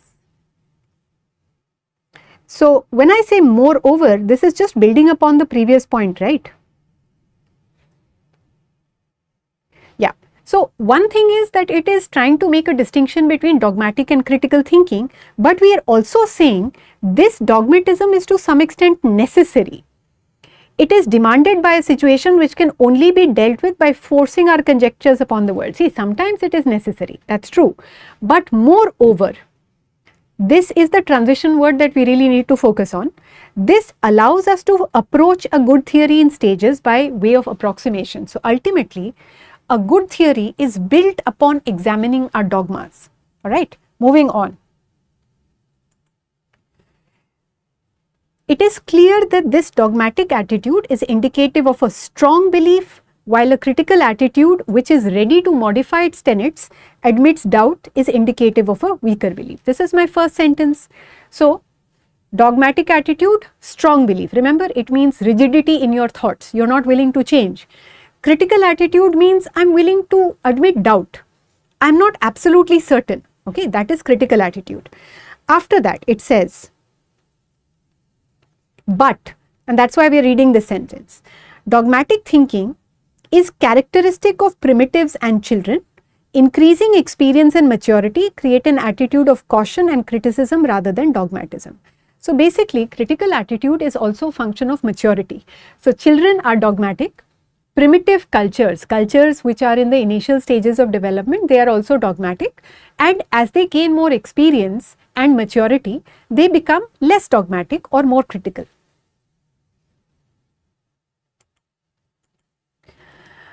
Now, this paragraph is a lot to read. So,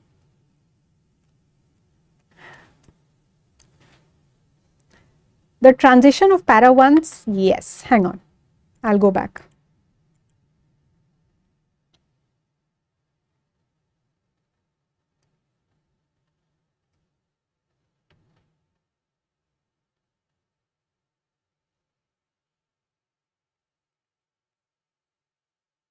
All right, sorry about that.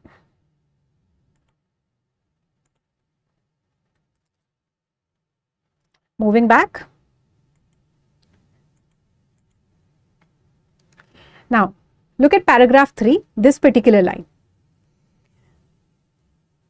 But the distinction between dogmatic and critical thinking, or the dogmatic and the critical attitude, brings us right back to our central problem. The dogmatic attitude is clearly related to the tendency to verify our laws by seeking to apply them and confirm them, even to the point of neglecting refutations. Dogma does not allow doubt. If you are dogmatic, you want to confirm your beliefs. Even if there is contradictory evidence, you are going to ignore it. That is what dogmatic attitude is. Whereas critical attitude is one of readiness to change them. to test, to refute, to falsify them is possible. So ultimately, we are trying to say that the critical attitude is not opposed to dogmatic attitude as superimposed upon it. So same story, a critical attitude or scientific thinking is built upon dogmatic thinking. Criticism must be directed against existing and influential beliefs in need of critical revision. In other words, dogmatic beliefs. So what I need to understand from this paragraph really is that critical thinking is built upon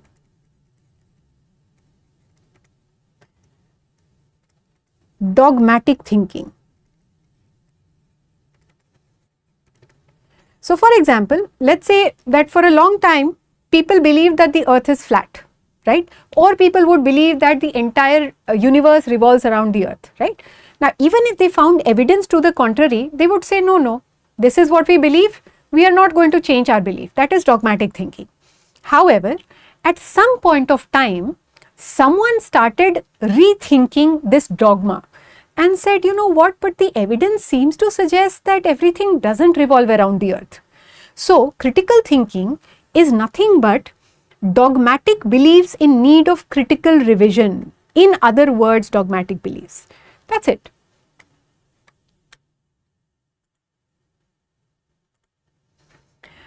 Thus, science must begin with myths and criticism of myths. The theories are passed on not as dogmas, but rather with the challenge to discuss them and improve them. Yeah.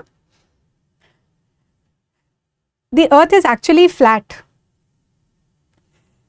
I don't know what to say to that. To each their own. Honestly, I mean, yeah, who can say? Yes, I think that's what we'll go with. Yeah. No, so it is a critique of dogmatic thinking to begin with, but it is not saying dogmatic thinking is bad. Yeah. So we should not be thinking that the author is saying we should not be dogmatic. The author is merely saying this is what dogma is, this is what critical thinking is, and let's look at the relationship between the two. Actually, they're not opposed to each other. One is built upon the other. Similarly, science must begin with myths and the criticism of myths, because if we don't have myths, then what do we really examine? Then we don't have any base for science. The theories are passed on not as dogmas, but as rather with the challenge to discuss them and improve upon them. So then you have to understand that now you shift to a critical attitude. A scientific theory is something that can always be doubted, questioned, refuted, revised, and so on. The critical attitude, the tradition of free discussion of theories with the aim of discovering their weak spots so that they can be improved upon. Before a theory has been refuted, we can never know in what way it may have to be modified. So what we are basically saying is that a critical attitude will require that all our theories be tentative, they be uncertain, because you never know when you will find contradictory evidence to refute that theory. Okay. So if you understand how dogma and critical thinking are related, you are good. Let's take a look at our first question.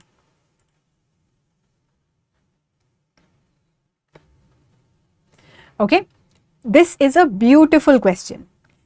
I'm going to let you answer it and then I'll talk about it. Sorry, I can't help being excited about questions.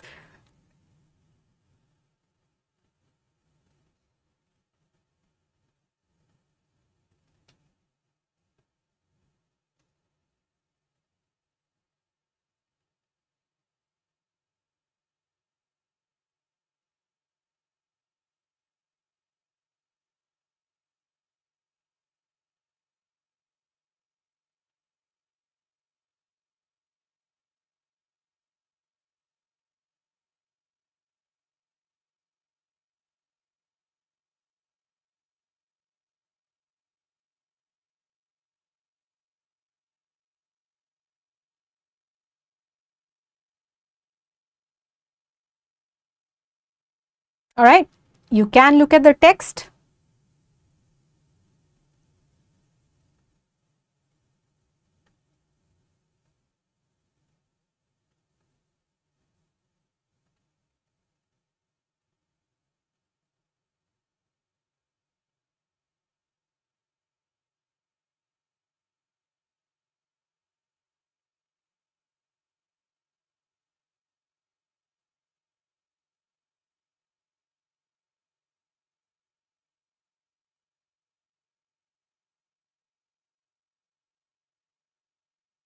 Okay, now let's look at paragraph 4. It says a critical attitude needs for its raw material theories or beliefs which are held more or less dogmatically, right? Now, the moment this raw material idea catches your fancy, you would say, okay, if it is raw material, then one builds on the other. That's basically what it is. So, it is definitely not the first one, because here one warrior dies. The effect of fertilizers on a sapling, sorry, not 5, I'll go to 4 next. A predator killing its prey, here also one thing is dying. So, critical attitude does not kill the dogmatic attitude, that's not what we are trying to say. So, 1 and 4 are very, very similar. Yes. Now, let's look at 5. The effect of fertilizers on a sapling. In 5, what we have to understand is that the effect of fertilizer is only in one direction. It is supposed to help the sapling grow. But that's not what we are really saying about critical and dogmatic thinking. Critical thinking does not always grow or develop dogmatic thinking.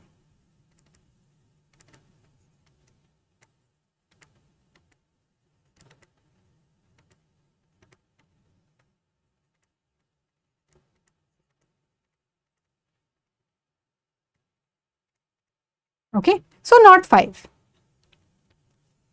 The choice is between 2 and 3. So you have to understand, this is what you need to look at. It is not so much opposed to dogmatic attitude as superimposed upon it. Do we understand what superimposition is? Superimposition? One shape on another shape, right? Between 2 and 3, what is the difference? Natural gas is transformed into fertilizer. One thing gets transformed into another. But that's not what we are saying. One thing gets shaped by another. That's what we really want to say. And that is why it is not supposed to be 3. So, 1 is out.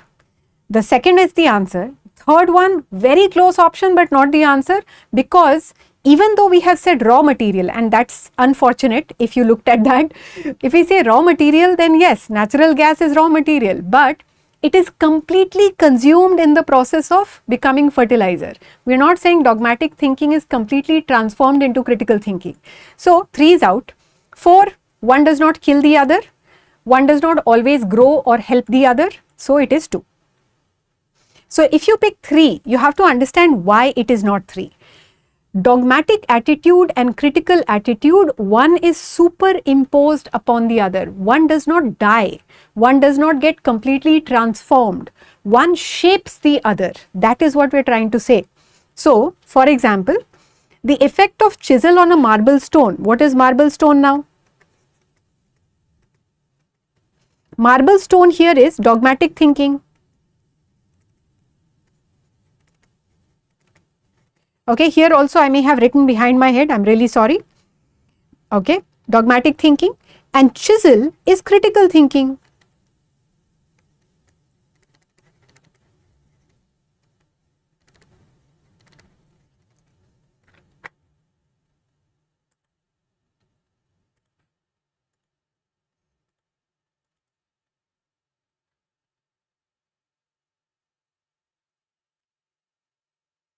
How to judge if the author is sarcastic or judgmental?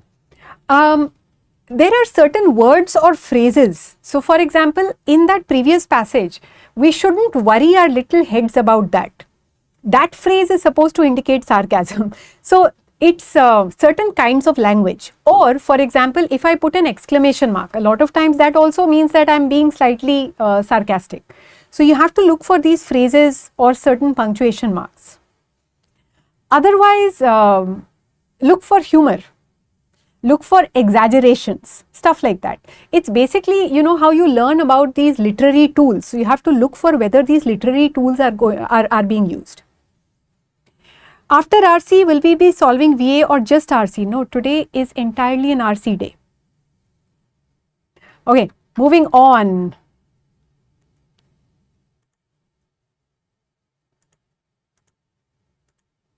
Okay, I don't know what happened.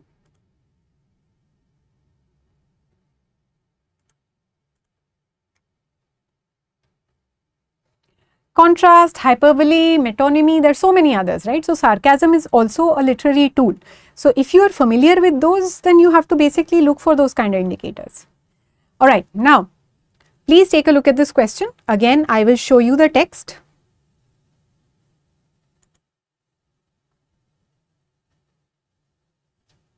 Oh, it was not visible. It was visible. Excellent. Yes, yes, it was.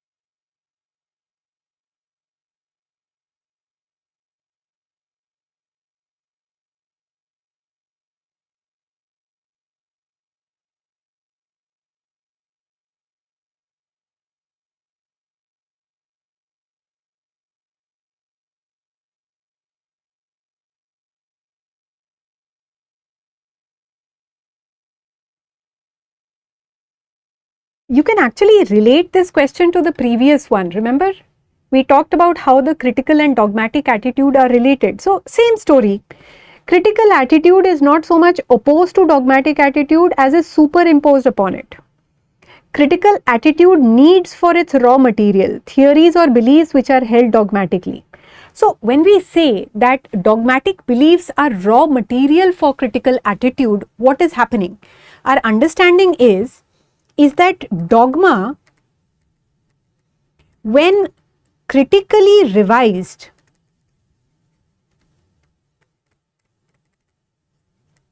can lead to scientific theories.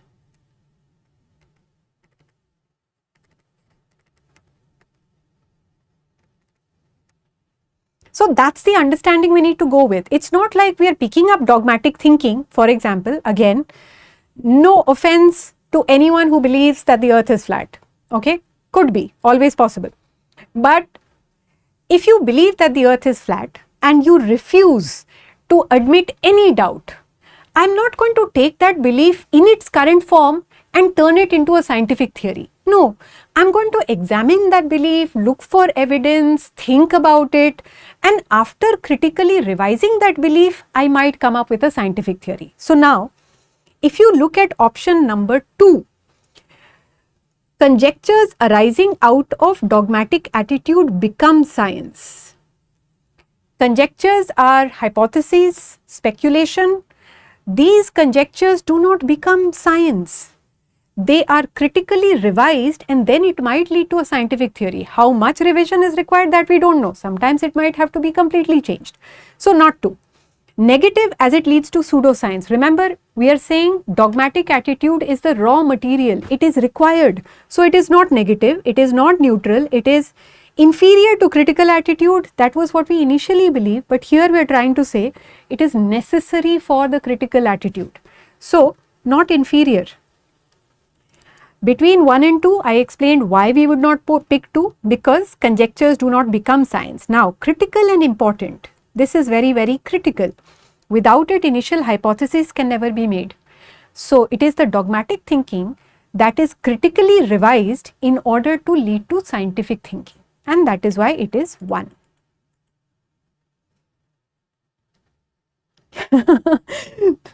No, again, the whole flat earth thing, as you gain maturity, in line with this passage, you actually start questioning all your thoughts.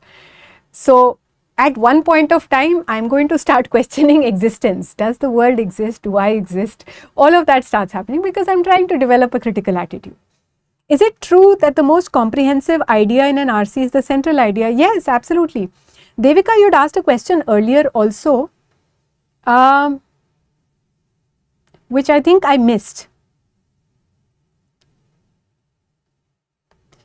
All right. So in all of these cases, we are basically trying to lean upon that one idea. What was that one idea in this passage? Dogmatic thinking provides the raw material for critical thinking or science. That is what we are leaning on. So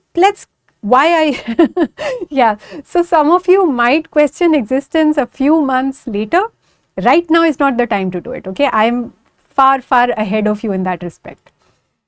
Let's take a look at the next question. Now, one of you said, I can't solve questions like this because you talk too much. So I'm going to stay silent for a minute. That is the most I can guarantee.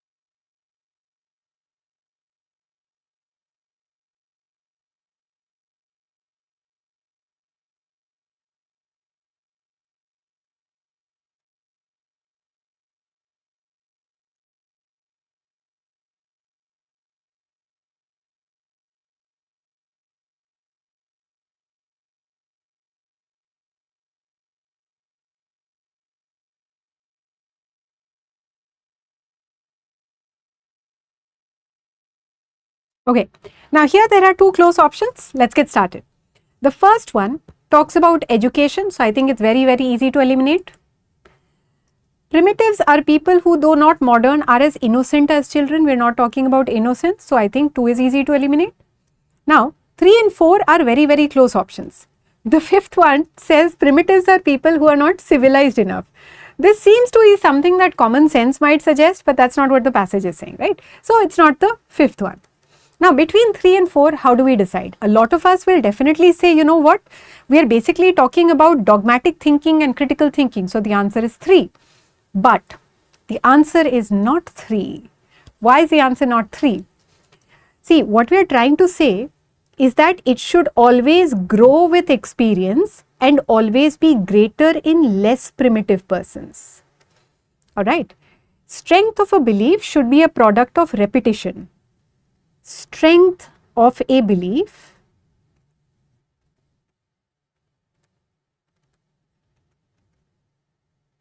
should be a product of repetition.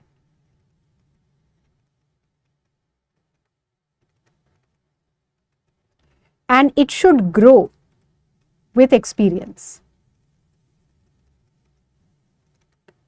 All right. So, experience is mentioned, but there is one more thing. Primitives are people without a critical attitude, just as children are. We have to understand that it's not either or. It is how much dogmatic thinking and how much critical thinking you display. So what we are trying to say is that with experience, you are more likely to develop a critical attitude. Increasing experience and maturity can sometimes create an attitude of caution and criticism rather than that of dogmatism. Sometimes. We can't say they're without a critical attitude. That's pretty extreme. So the answer here is option 4. They're in the early stages of human evolution. Now, why are we saying that? Because we are mentioning maturity and evolution. That is your clue to answer 4. But this is a question where I might also have picked the third option. Because it talks about a critical attitude, it's a trap option. The only way that you will be able to see past that trap is to say, oh, but are we saying primitive people don't have a critical attitude? Probably not. We are just saying that they are less likely to have a critical attitude as compared to someone who is in a higher stage of development. So this is a question that I admit you might get wrong.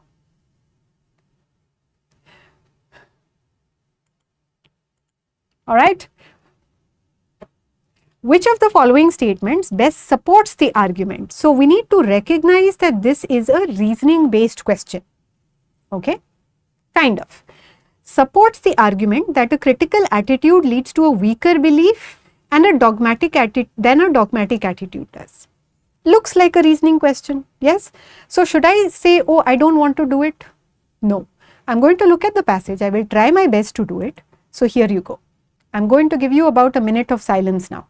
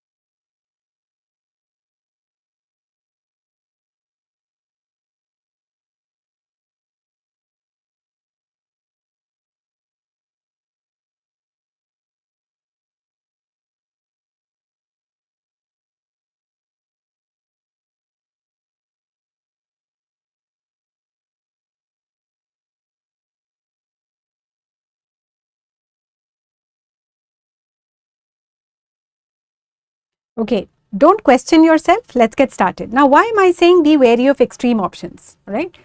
You have to always recognize that something is an extreme option. For example, look at the first one, endless questioning cannot lead to strong beliefs. Okay, pretty extreme. A critical attitude by definition is centered on analysis of anomalies and noise. This does not look like an extreme option, but that doesn't mean it's my answer. I would probably say, okay, could be. Third one, leads to questioning everything. Also extreme. Fourth one, a critical attitude is antithetical to conviction, which is required for strong beliefs. Could also be a pretty strong, right? A critical attitude leads to questioning and to tentative hypothesis, right? So, okay. So, ultimately, if I look for the extreme options approach, then some questions become easier. Maybe this one.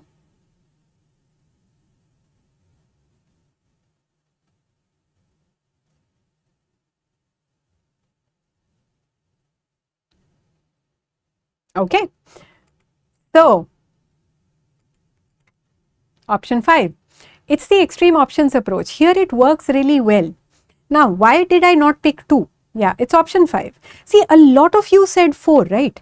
But why? Why would I pick these words if I know that extreme options tend to not be the answer? It's not a, it's not a one size fits all strategy. I'm not saying this will never be the answer. But have I actually said that it is antithetical to conviction? No. All that we have said is that a dogmatic attitude is indicative of a strong belief. A critical attitude is ready to modify its tenets. It is indicative of a weaker belief. Indicative. I'm not saying they're opposed to each other. So that is how I get to the answer. Absolutely. Now, critical attitude is centered on analysis of anomalies and noise. This was the only other option that I could have considered. Yeah, that's what I'm talking about. This is the only other option that I could have considered. Why not?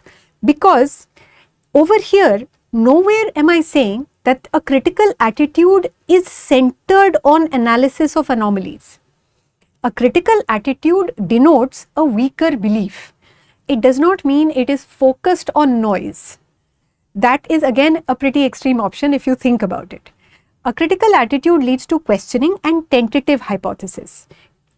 It is ready to modify its tenets which admits doubts. So now we need to know the word tentative. Tentative means something that is uncertain or unsure. Alright.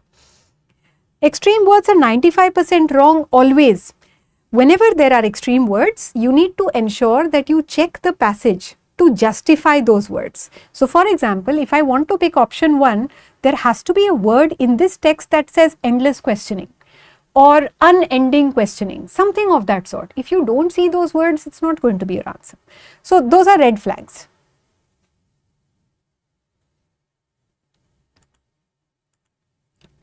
All right. Now I know that here the text is a little small, so please try to increase the size of your screen and see if you can see this. According to the passage, which of the following statements best describes the difference between science and pseudoscience? Start with a shadow answer. Please take a look at the text.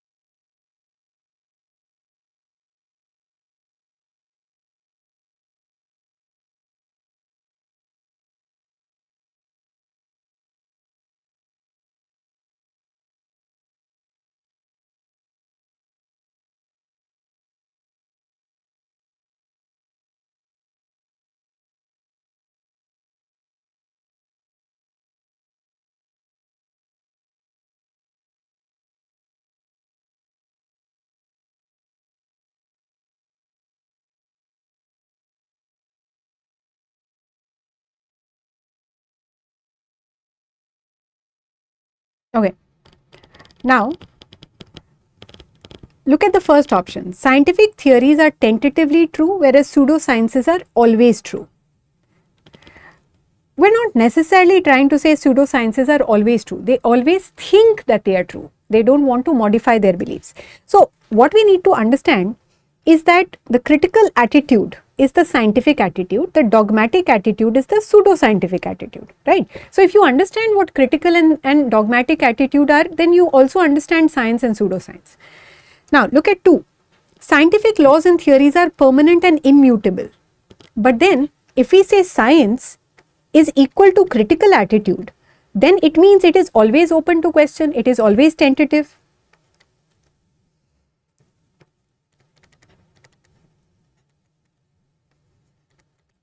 Open to doubt, tentative.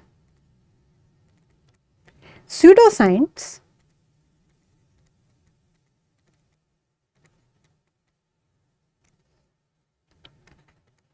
not open to doubt, seeks confirmation.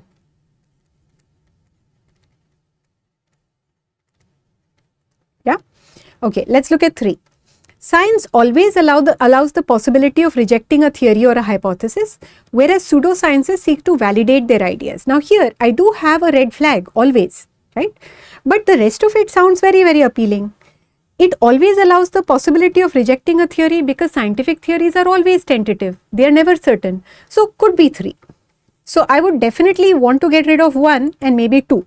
3 maybe I'll keep. The 4th one, science focuses on anomalies and exceptions so that fundamental truths can be uncovered. Now till here I like option 4. Pseudosciences focus mainly on general truths. But that's not really the distinction. It is not fundamental versus general. So I would say, okay, option 4 doesn't look like a great option. Now look at the 5th one. Science progresses by collection of observations or by experimentation. Pseudosciences do not worry about observations and experiments. So now we are going to be confused between 3 and 5. Right? So we rejected 4. Now the answer here is, it's 3. Yeah, it is 3. The reason is that we are not really talking about observations or experimentation here. We are just talking about the fact that science is critical, open to doubt, it is tentative, right? So we have actually said always, if you look at the end of the passage, unfortunately I can't show it to you right now, but if you look at the end of the passage, it does say that. So this extreme words approach, it worked in the last question, but you don't apply it blindly. Between 3 and 5, you can't just say, oh, 5, because there is always there. No, not really. You still have to look at those 2 options, but I can use the extreme words approach to get rid of this. I can also use it to get rid of this, but I can't use it to get rid of option 3, unfortunately. So some thought is always going to be required. Oh no, yeah, I know. See, there is no easy shortcut that will work all the time. It will work 80 to 90% of the time. Remaining 10%, it is your own logic. Okay. All right. 5 isn't mentioned in the paragraph. Hang on.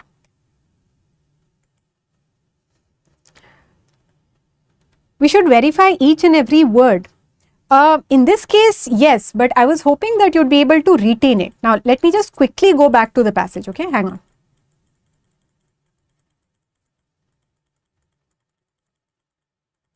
Sorry about that.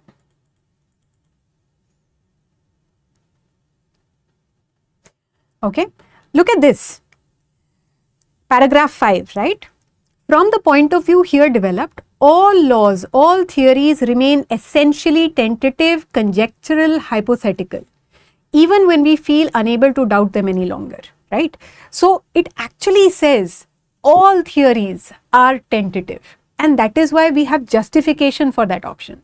So when you have extreme words, seek justification. Does it actually say that? In this case, it does.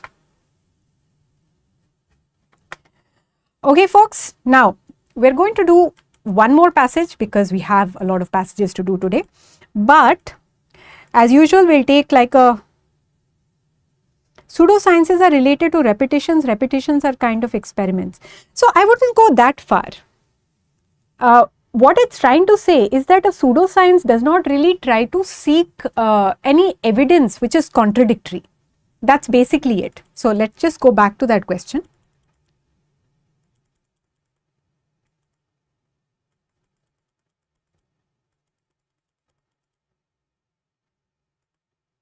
Yeah, this one. Okay, so what we're trying to say here is that we haven't actually talked about observations and experimentation. All that we have said is that science seeks evidence or it is open to doubt. Now that doubt could be brought about experiments and observations. So this is actually what you call a common sense option. This is what we think is the answer, because we know science is all about observation and experimentation. But the passage is not really saying how this doubt is created or how scientific theories are tested. That is not it. All that it's trying to say is that scientific theories are always open to doubt. And that is why option 3 is justified. Isn't why pseudoscience will seek validation. Oh, seek to validate. See, this validate means that they seek to confirm their theories. That is validation.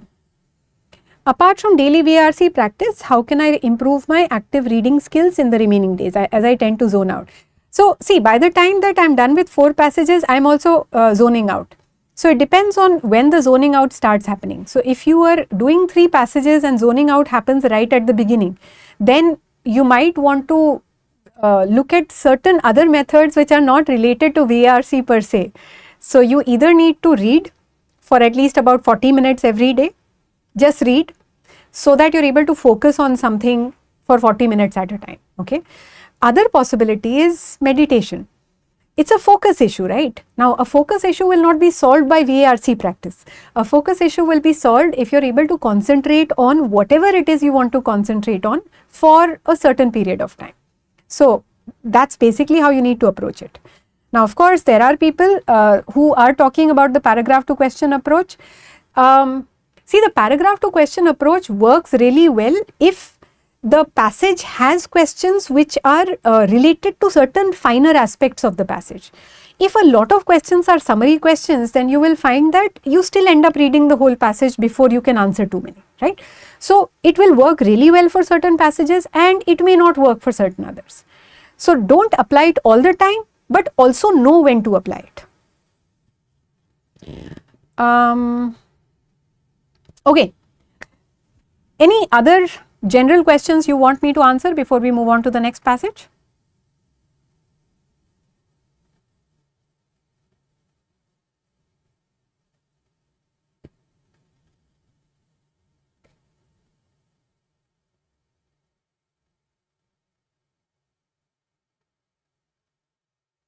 Nine to 10 minutes per RC. Is it possible to increase speed in the rest of the time without losing accuracy? A little difficult. See, I would always say you start with an easier passage, okay, and then you move on to more complicated ones. The idea is that in the first 20 minutes, you need to try and get about 15 marks. If you're able to get 15 marks in the first 20 minutes, it gives you a lot of boost. Then you feel, okay, you know, I'm doing well. Instead of reading the entire passage, why is this exam given? So we can soon go to the exam and find the answer.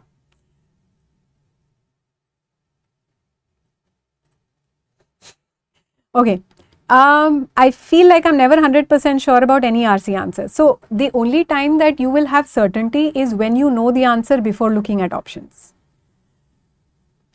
I do only 2 RCs, how to improve. I mentioned this earlier, you need to ensure that you bring down the reading time. The reading time will be brought down only when you do not reread. If you start rereading, that is when you will end up taking 6 to 7 minutes only to read. Okay, so let's not do that. Now, let's move on to the next passage.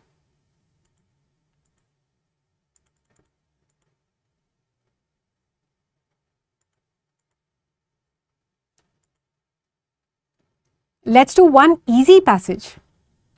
How about easy questions? Not easy passage.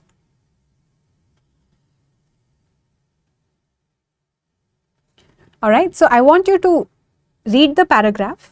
We will go to the end of the passage. I will not explain anything. Read the whole thing first.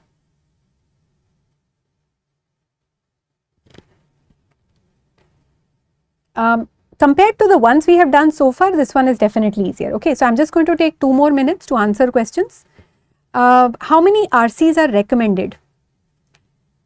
I would say 3 RCs is a good number to have. in VARC, I'm getting 11 out of 17. Should I decrease attempts? Yeah, ideally then it should be about 14 or 15 attempts with 11 correct, unless you are doing a lot of VA questions. See, if you're doing VA questions and out of those there are 2 or 3 which are TETA, then it's okay. Then basically it is the same.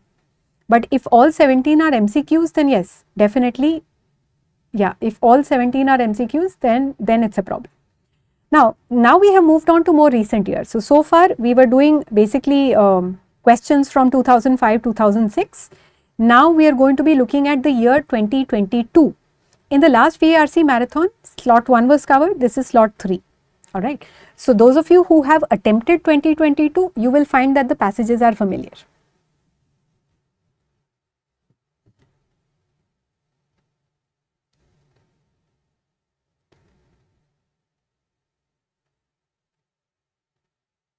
Is attempting VA before RC is a good strategy?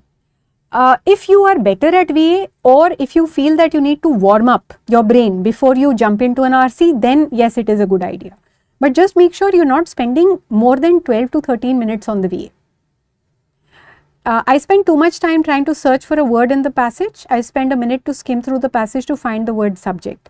Okay, so most of the questions that I answer on the basis of a general understanding of the main ideas. In fact, if you want to write down those main ideas after you have read the passage, go ahead and do that. So don't write stuff while you're reading. At the end of it, just think about what you read and jot down the main points, okay? This entire passage can be reduced to one single sentence. That is the challenge for you. All right, now I'm going to be quiet. Please start reading.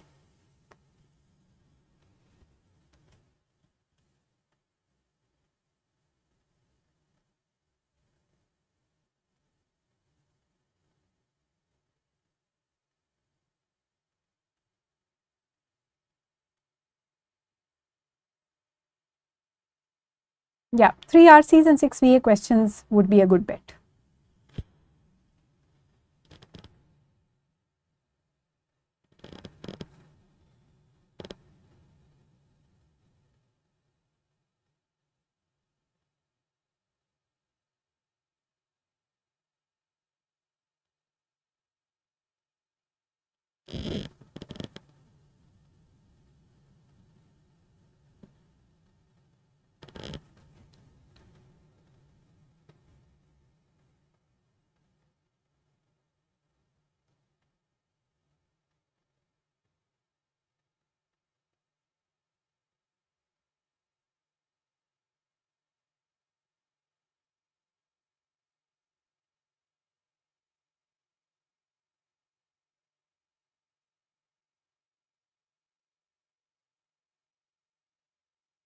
Okay, moving on to the next paragraph.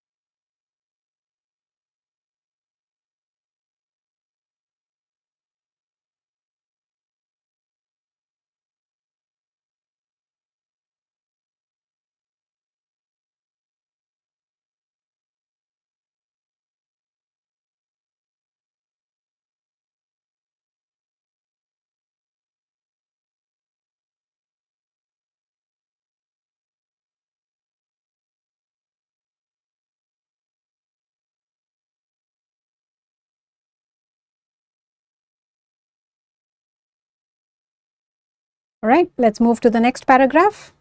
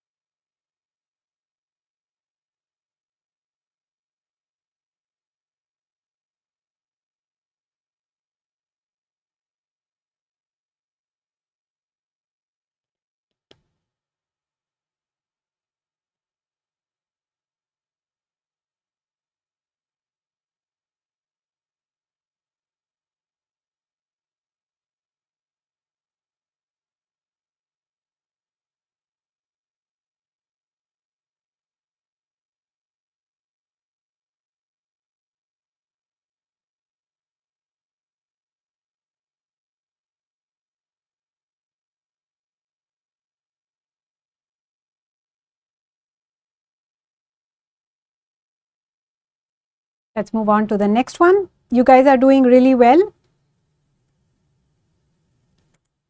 in terms of identifying the main points.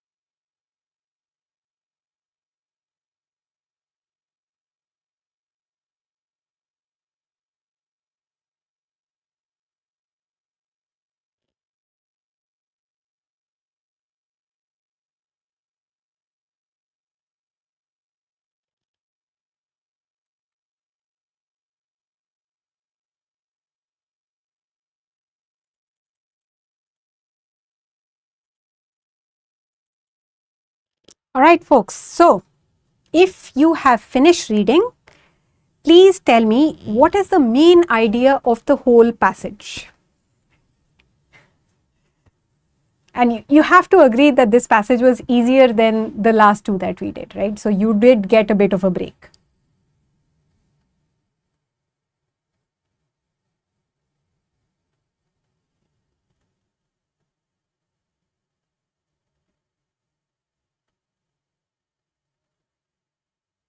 The main point of the whole passage, the whole passage.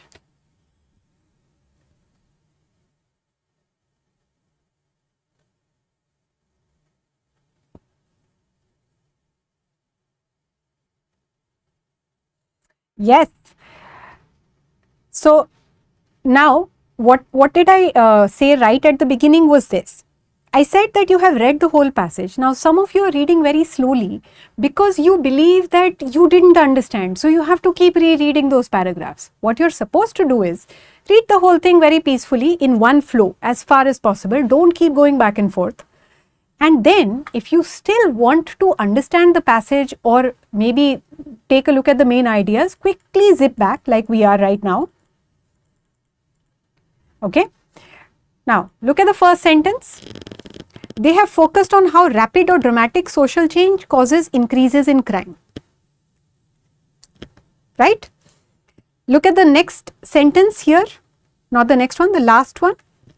Areas of the city characterized by high levels of social disorganization had higher rates of crime and delinquency. Right? So it's very, very simple.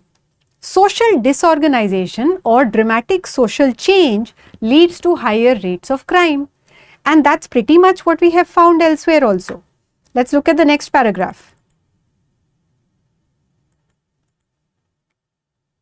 Yes. Here we are talking about the causes of social disorganization. So just look at these two. Many American cities experience considerable immigration. Rapid population growth is a disorganizing influence, but growth resulting from in-migration of very different people is particularly disruptive. So, we are basically saying that there was a lot of social disorganization that American cities such as Chicago went through in the 1920s and 30s. After that, I would look at all the contrast and conclusion words. For example,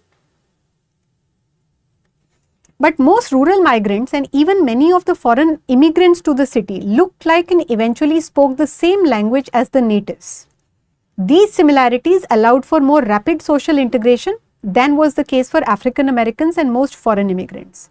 So, we are basically trying to say that there was social disorganization. Some people were able to integrate more easily than others. Okay.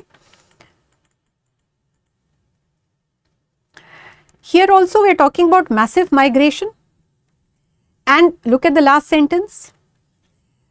Failure to integrate these migrants coupled with other forces such as crowding, poverty, illness caused crime rates to climb. Again, the same message that was there in the first paragraph.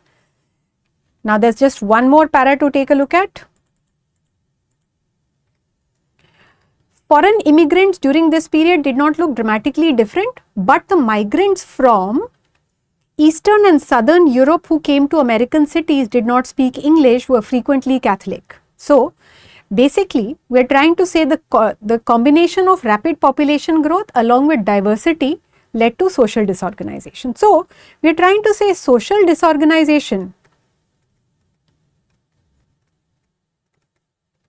leads to crime or higher crime rates. I'm extremely sorry about my handwriting. I have tried, but with this particular pen, I'm really not doing well. Not that with an actual marker I would have done much better. It's just a fatal flaw, can't change it. Now, what we are also saying is that rapid population growth due to migration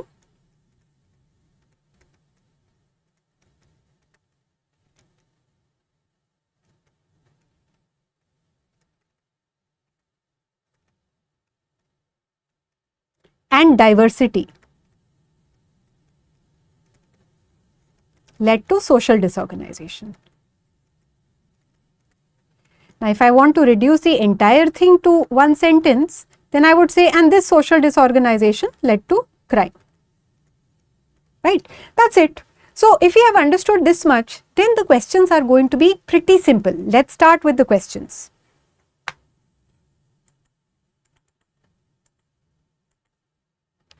Alright, I am going to skip past the recap. So, I am just going to zip through this again in the interest of time because I talked too much in the beginning.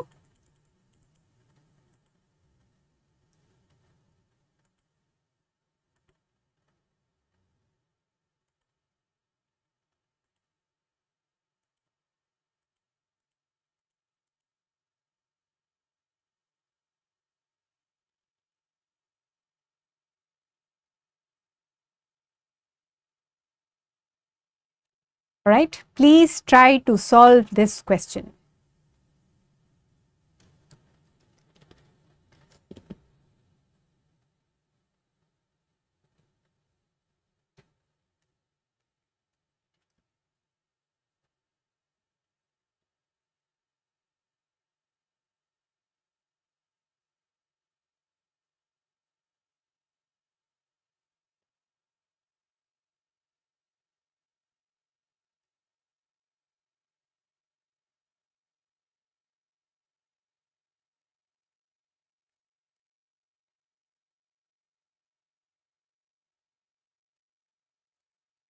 I am silent, but I still want to give you hints.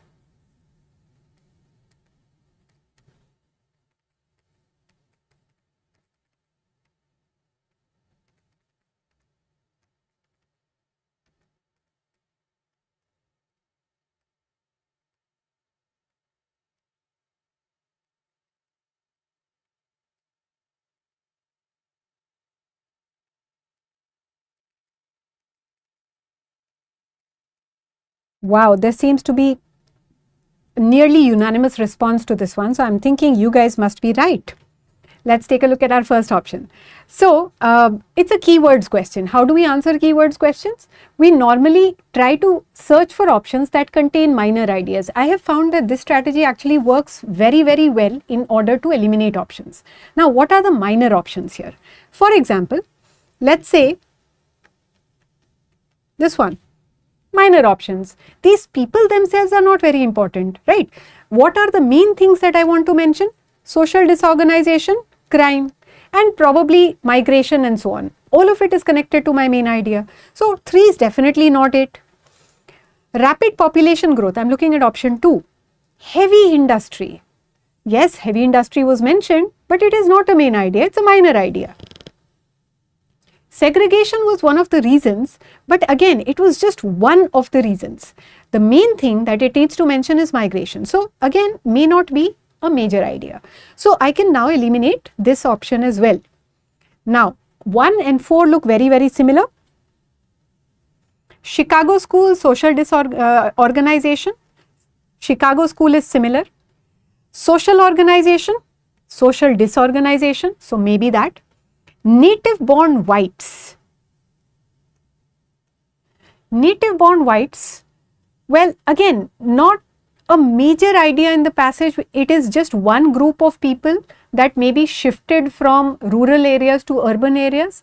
So I might be thinking that, you know what, instead of mentioning European immigrants and native born whites, maybe it is more important to talk about migration and crime. In fact, there's only one option that has all the keywords: social disorganization and crime, which is option 1. So very, very easy. So this is a question that we should not be missing. All right. How did we eliminate options? We looked at option number 3, said all these people are not important to me. So definitely not it. We looked at option 2. We said heavy industry is not a key idea. So definitely not the answer. After that, between 1 and 4, we said, oh, option 1 has all the keywords that I wanted, which is migration and crime and social organization. Option 4 doesn't have those words. So that is why option 1 is the correct one. So these are the only 2 things you need to do. Eliminate options that miss out on major ideas or contain minor ideas. That's it. Also, please note that these words don't have to be in order. You have to look at the question stem. Which one of the following sets of phrases best encapsulates the issues discussed in the passage? It doesn't say thought flow or the flow of ideas, nothing like that. So they could be out of order also, okay. Looked for crime, only 1 and 2, eliminated 2 for not having, yeah, absolutely. In fact, here, if you just use this approach, the major ideas approach, it works perfectly well. I'm just saying that is also because it's an easy question. Yeah, so Vedika, what you're saying is something that struck me also. They've deliberately put social organization, right, instead of social disorganization. But then when you compare 1 and 4, you realize that we are generally talking about migration from all parts of the world and also from within the country. It is not specifically about these people, because we have also talked about foreign immigrants in general, native born blacks, those people have not been mentioned here. So that is why option 4 captures only part of the flow. It doesn't really contain the major ideas of the passage. That is when you should start thinking, okay, social organization is nothing but another form of social disorganization. At least it has social in it. So yes, despite that doubt, 1 is still the best of the lot. Okay, see, some of you are going to overthink it and therefore go wrong. So let's not do that. All right. Now, why am I starting with the shadow answer? A fundamental conclusion by the author is that, okay, this we have already done. That is why it's on the screen.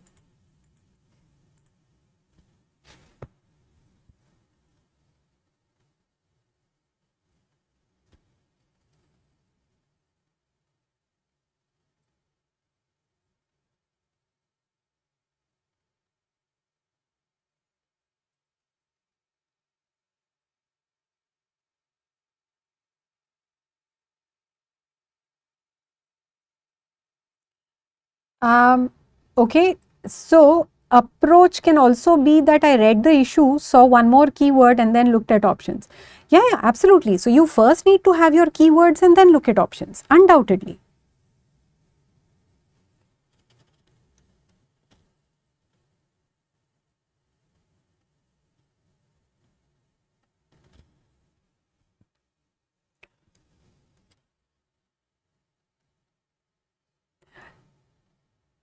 Okay, this question is a sitting duck, right? It's what you called a sitter. A fundamental conclusion by the author is obviously social disorganization leads to crimes. Why does social disorganization happen in this case? Because of migration, right? So that's it. Look at the first one. Crime in America is mainly in Chicago. Definitely not the fundamental conclusion. Yes, we are talking about Chicago, but not mainly in Chicago. So option 1, definitely not it. The best circumstances for crime to flourish. Now here we are using the whole keywords thing. Can't be 2. We have said that social disorganization leads to crime, but we haven't said it is the best circumstance. So not 2. To prevent crime, it is important to maintain social order through maintaining social segregation. Now, this is the problematic part. I hope you notice this. We have said that social segregation actually forced some people to live in only certain parts of the city. This contributed to social disorganization. So, maintaining social segregation is not recommended. So, definitely not 3. Option 4 is the correct choice. See, here you have certainty, right? You have certainty. Why? Because it is connected to your main idea and you know the main idea. This is the way that you can answer questions where you will not be in doubt. What is the main point of the passage? Does it connect to the main point? If it does, then I'm pretty sure it's my answer. Every once in a while you'll go wrong, but you'll still have like 70-75% accuracy.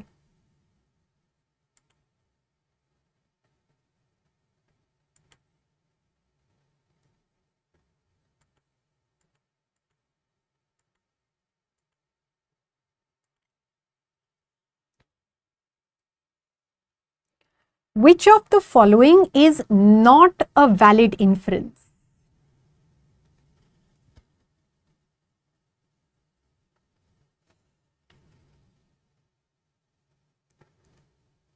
First part of option 3 is not the fundamental idea. Yeah, you're right about that. But we will not receive this kind of question. No, but you will. These are CAT questions. Why will you not receive this kind of question? Let's be hopeful and optimistic. And every year there is, okay, don't take my word for this, but every year typically there is one passage that is ridiculously easy. So, in the actual exam, yeah, these are actual exam questions. And I haven't picked deliberately easy passages for you guys.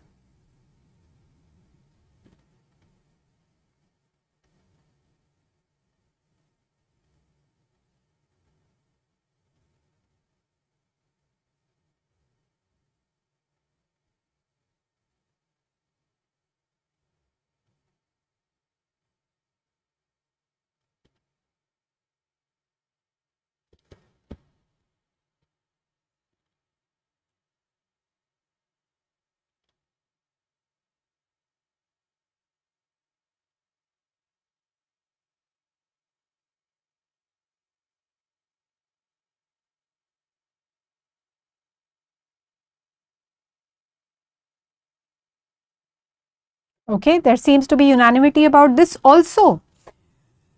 Let's look at the first option. Fast-paced social change provides fertile ground for rapid growth of crime.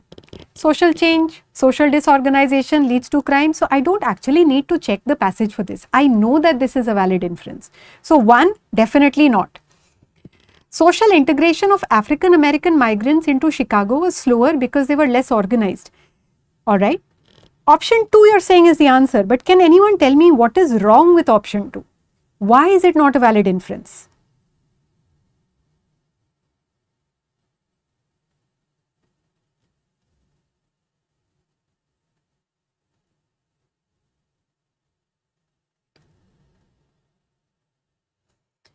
It was not because they were less organized. Okay. Failure to integrate these migrants coupled with social disorganization such as crowding, poverty, illness. Yes. They were not less organized. They were just forced to live in segregation, which led to overcrowding, and therefore it was slightly difficult. So option 2 is not it was not slow. No, it was, this part is justified. It is this part that is not justified. That is why option 2, yeah, less organized is not the reason for slower integration. The reason that there was slower integration is because of segregation. So anyway, let's look at the third one. Failure to integrate in migrants along with social problems like poverty was a reason for rise in crime. This we get from paragraph 3 very clearly, right? So 3 is not our answer. Fourth one, differences between urban and rural lifestyles. Look at this part. The social lives of these migrants as well as those already living in the cities were disrupted by the differences between urban and rural life. So clearly given, which means option 2 is the answer. So why is option 2 the answer? Because them being less organized was not the reason for slower integration. That is why it is not a valid inference, which most of you have got, which is very good. Yes, it was because they were diverse and they were forced to live separately. They were not similar to the others.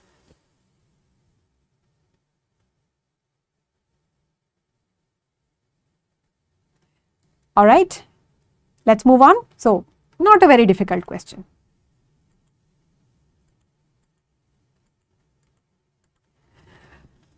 Now, read the question very, very carefully. You need to understand what it is asking you. Okay.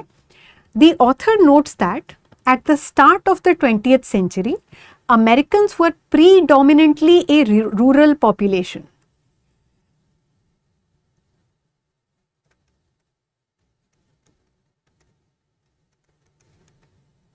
I know I don't actually need to write this down, but it's just easier.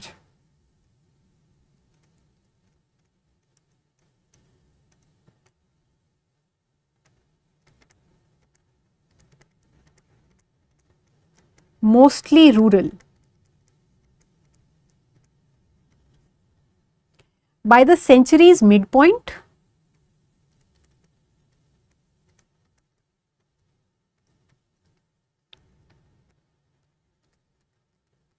most Americans lived in urban areas.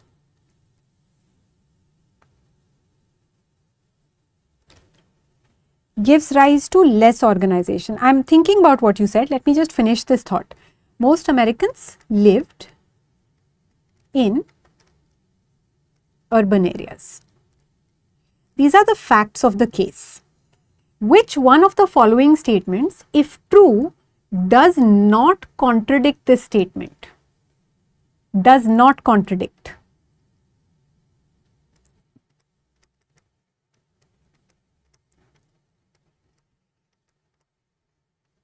So it's asking you which one agrees with this.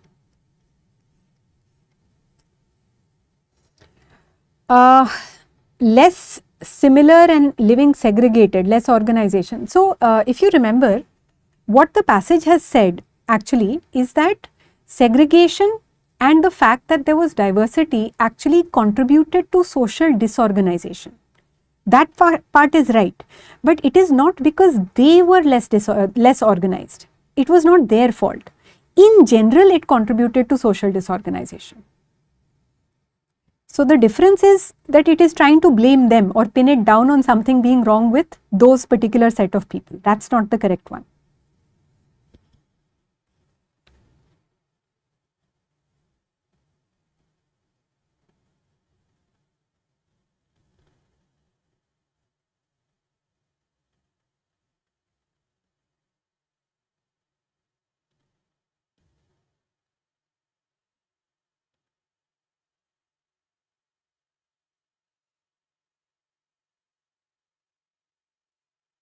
Okay, I believe that this is your favorite passage so far. Okay, so basically we have to prove the same point, that earlier Americans were mostly living in rural areas and from the mid 20th century Americans were mostly living in urban areas. We have to prove that point. That's it, right? Look at 1. It is strongly marked by an out-migration from rural areas. So what happened? In the 20th century, people moved from rural to urban, which is very similar to what is being said here. Yeah. The second one, estimation of per capita income in America required data from rural areas. Now the word primarily tells us that there must have been a lot of people staying in rural areas and therefore that data was required. Yes? So option 2 goes against the idea that majority were living in urban areas. Otherwise, data would not be primarily required from rural areas. So that's out. Third one, more Americans lived in rural areas. Clearly contradicts. Fourth one, the size of the labor force was the largest in rural areas. Now, I agree that it is possible that the labor force may be concentrated in rural areas and maybe less concentrated in urban, and it's not representative of the population. But at the same time, if the size of the labor force has always been largest in rural areas, it kind of supports the idea that there were probably more people there, right? So, definitely option 1.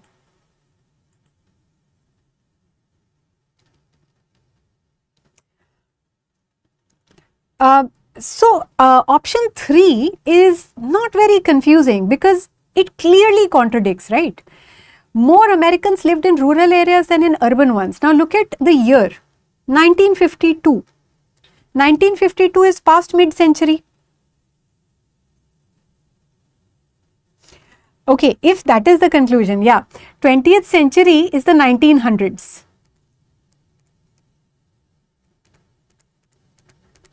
So mid 20th will be 1950. This is data for 1952. So that way it is contradicting the passage.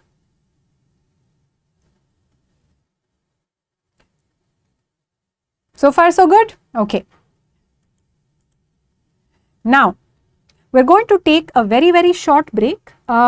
Very short break is again 5 minutes and we will try and see how many more passages we can do. We'll definitely do one more. And after that, we're going to keep some time for Q&A, right? So what I want you guys to do right now is think of all the queries, not all the queries, but think of the most important questions that you'd want me to address before we close the session, right? So the last 10 to 15 minutes we'll keep for Q&A only. But before that, I want us to do one passage, which is again not very difficult. CAT 2022 slot 3, same slot. So in this time, if you also want to get a hold of the CAT 22 paper slot 3 and take a look at it, you can do that also. Alright. Was this the difficult RC of the 2022 paper? No, I don't think so. That RC I would classify as easy. Alright. So 5 minutes break and then we meet again.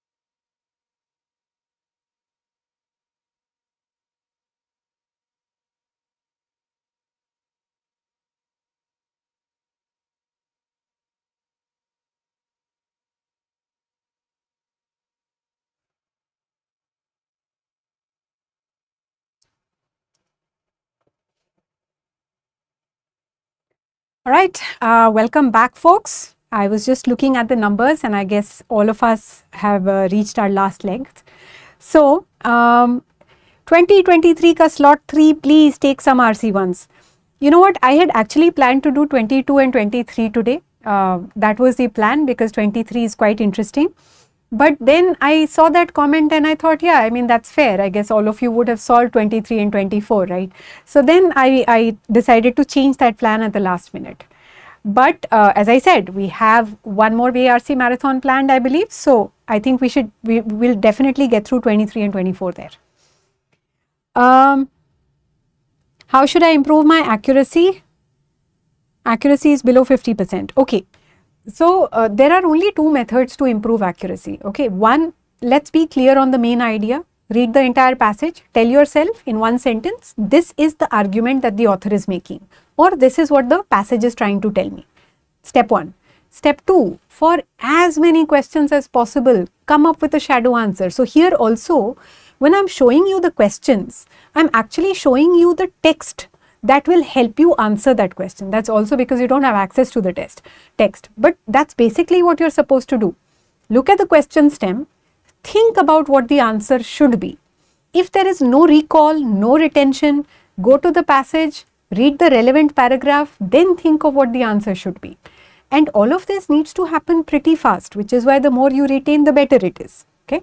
So main idea and shadow answers. The only questions where you cannot prepare shadow answers will be the ones that say, oh, all of the following can be inferred except. Then you have to work from options to passage. There is no other way to do it. But for the rest, I need to know what the answer is. That is how you'll bring in certainty also. Okay. Now, why was the last passage easy? Because everything connected to the main idea pretty much. So if you knew that, you could answer all the questions, right? Shortest 5 minutes ever. Sorry about that. Okay.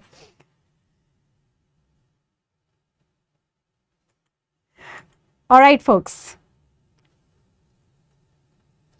When will the third marathon be held? I really don't know the date, but I'm thinking that we should try and do it in the next 2 weeks. I'm struggling to understand when I read. It was not abstract, that's true. So, after giving you some difficult passages just to tell you how difficult life used to be in the past, I am also trying to show you how easy life is at present. Life in the present is not that difficult. Let's read the first paragraph. Same methodology. I want you to read all the paragraphs with me mostly being silent, and then I want you to figure out the main point. If you figure out the main point, life is going to be simple. Please get started.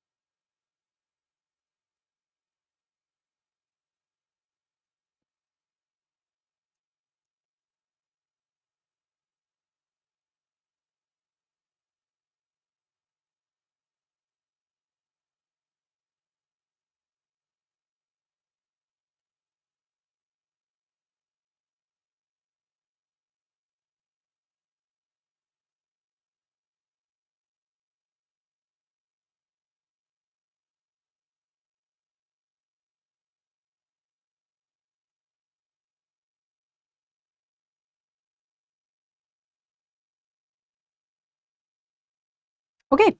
The reason I paused on this so far was that it's a short paragraph, but there are difficult words. So again, we're scaling up the level of difficulty slightly because come on, we don't want to end with an easy passage, right? You need to get a feeling that you solved something difficult, but you solved it successfully. Let's go to the next paragraph.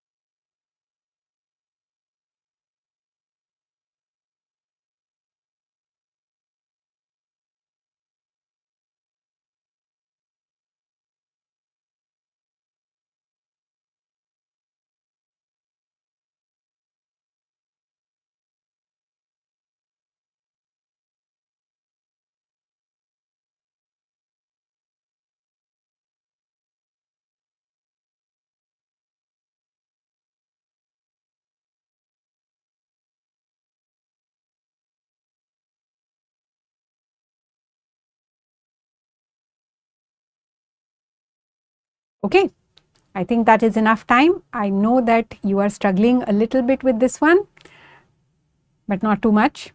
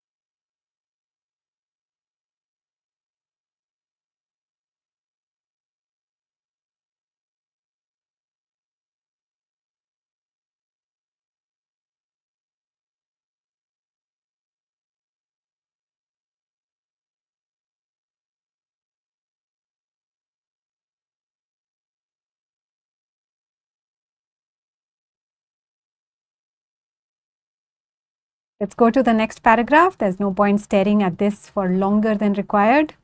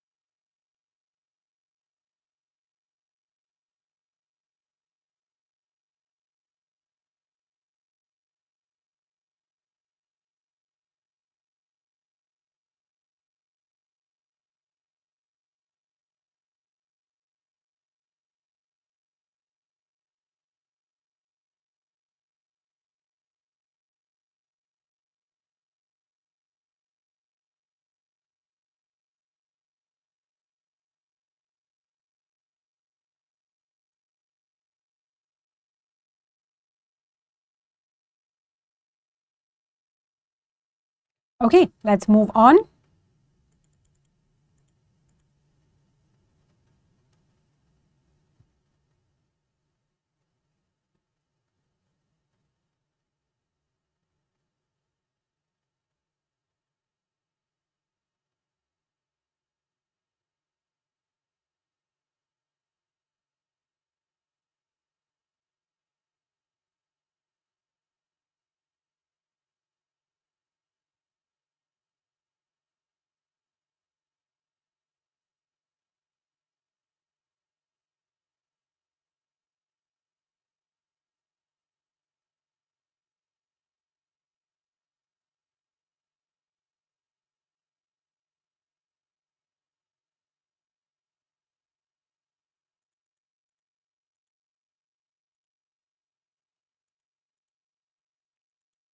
All right. Now, if you have kind of read it, I understand that this passage will not feel as comfortable as the previous one. The reason is it has a lot of difficult words. It has references to things that we may not be familiar with. So yes, there will be some degree of discomfort. But at the same time, there is one central idea that this passage can also be reduced to. Any idea what that is? So just take a minute to think.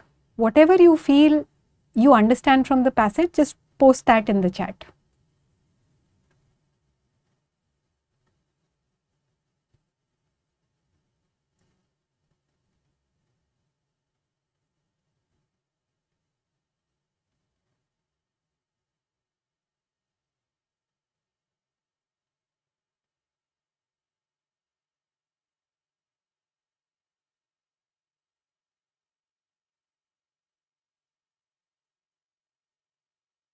Okay, yeah, it is East versus West, but can we elaborate then on that a little bit? Orientalism, Romanticism, idea of India by the West, that Rajdeep, that's actually pretty close to what we were thinking. So yes, we are talking about the Western perception of India or the East, and it seems that the Western perception of India was not quite accurate. Yes, it was not quite accurate for a variety of reasons. Now, let's quickly go to the first paragraph.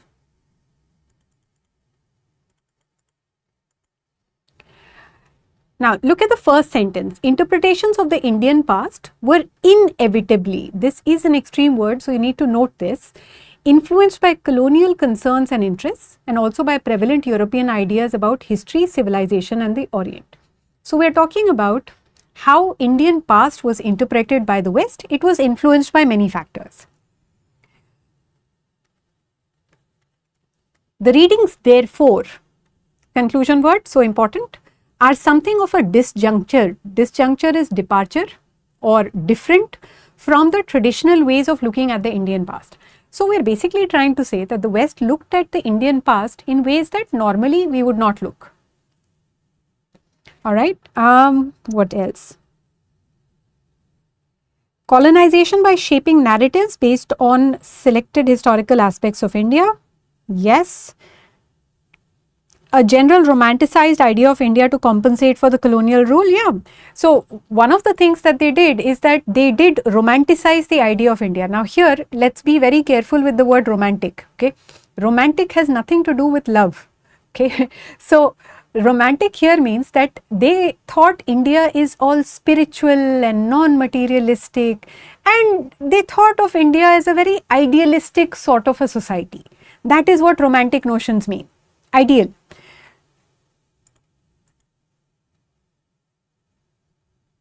Did not get the last sentence? This one? Okay. So, if you read the whole paragraph, it says that the scholars studied languages, texts and texts with selected Indian scholars. Basically, they read our literature, but they did not really look into how we interpreted that literature. For example, it is as good as saying that, you know what, there was a VARC marathon and I have solved all the passages, but I did not solve passages the way that she asked us to solve them. So, that's exactly what they are also doing. They are reading the text and they are interpreting the text, but they are not really looking at how these Indian scholars are teaching or interpreting the text. So, they didn't really take our worldview into account. They created their own interpretation.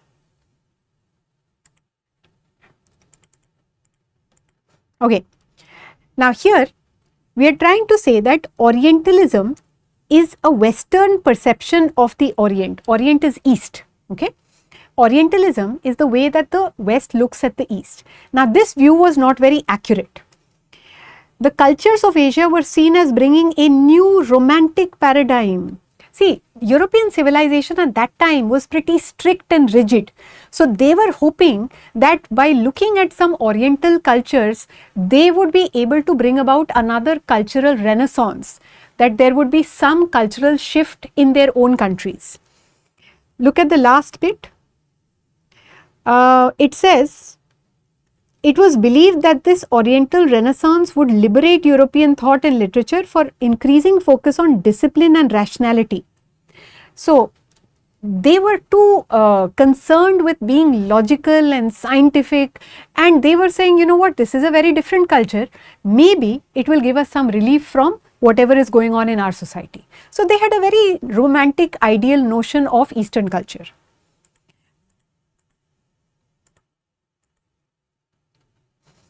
Okay, now look at the first sentence. It's a however. So, this is important.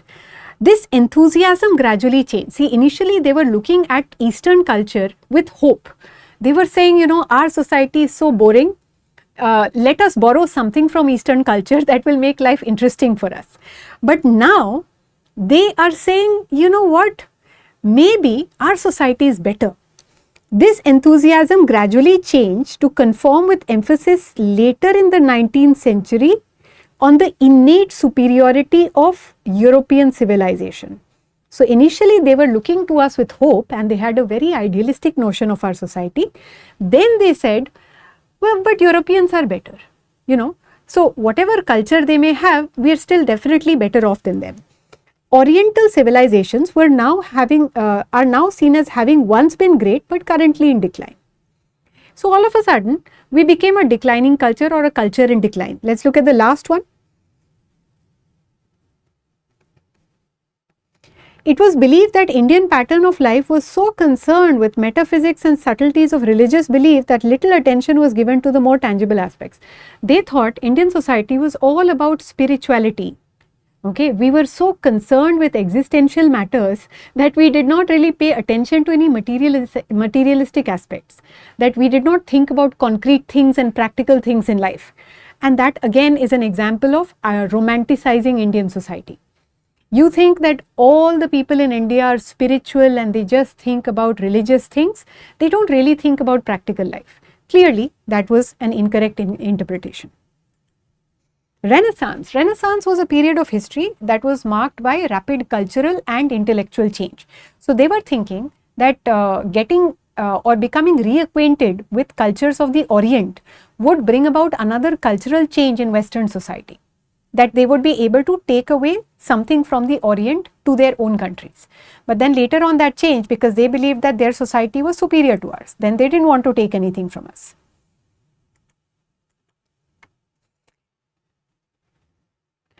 They thought we are not materialistic. So we're not trying to say that we are materialistic. Okay, it is very possible that Indian society was very spiritual and concerned with philosophy. That's fine. But they assume that that is all that we care about. So that is a very lopsided perception of Indian society, right? It is not as if we don't care about anything tangible or practical in life. We do. Religion, spirituality is just one aspect of life, just as it is in any other culture. Now, look at paragraph 4. German Romanticism endorsed this image of India. It became the mystic land for many Europeans, where even the most ordinary actions were imbued with complex symbolism. So, for example, if I wake up in the morning and I stretch my arms up, it's a very normal action that anyone will do, but according to the West, that will have some deep symbolism. Why am I stretching my arms up? Why not sideways, for example? So, they thought that even ordinary things in India have some special significance. Again, an idea of romanticizing Indian society.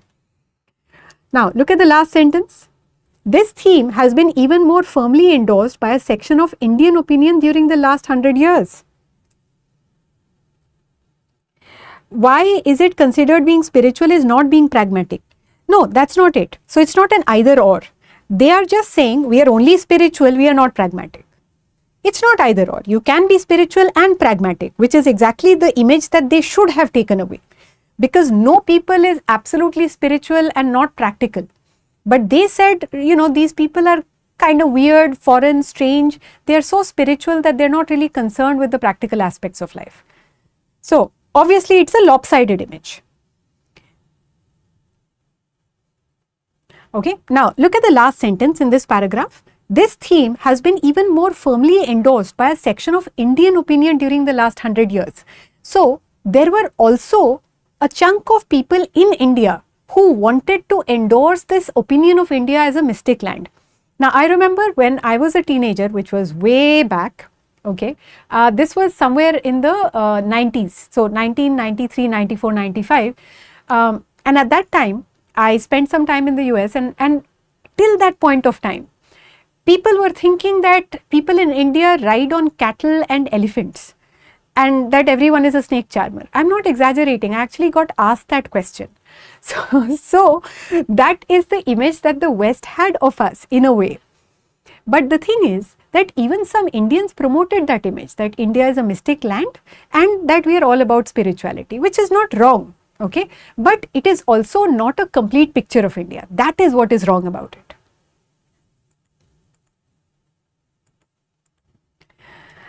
Now, why did some people support this idea of a mystic India? It was a consolation to the Indian intelligentsia for its perceived inability to counter the technical superiority of the West.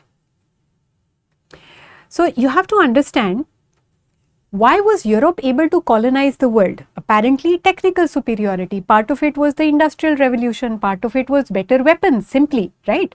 So they said, you know what, technically you guys are not very superior, so I will let you have spirituality. That is what you can excel in. So you guys are all about spiritual superiority, and we are all about technical superiority. That's basically how they saw us.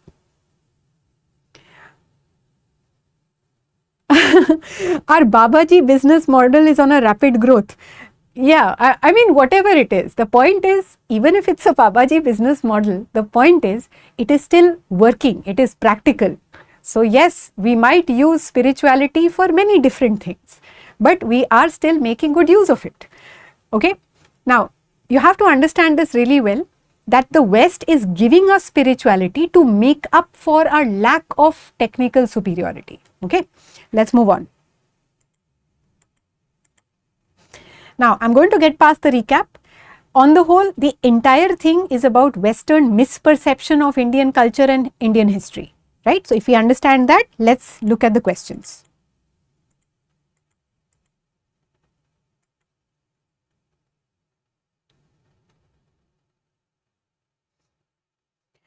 Yeah, if they read the Indian texts, but they did not take our interpretation of the Indian texts. So, remember I told you, yeah, ultimately. So, you don't just read something, you also have to look at what it means from the people who wrote it, from their point of view. That they did not bother to do. Alright, please take a look at this question. Alright. The West had a distorted perception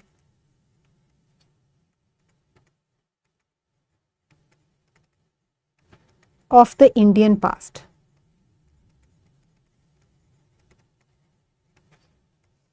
This is a one-line summary of the passage.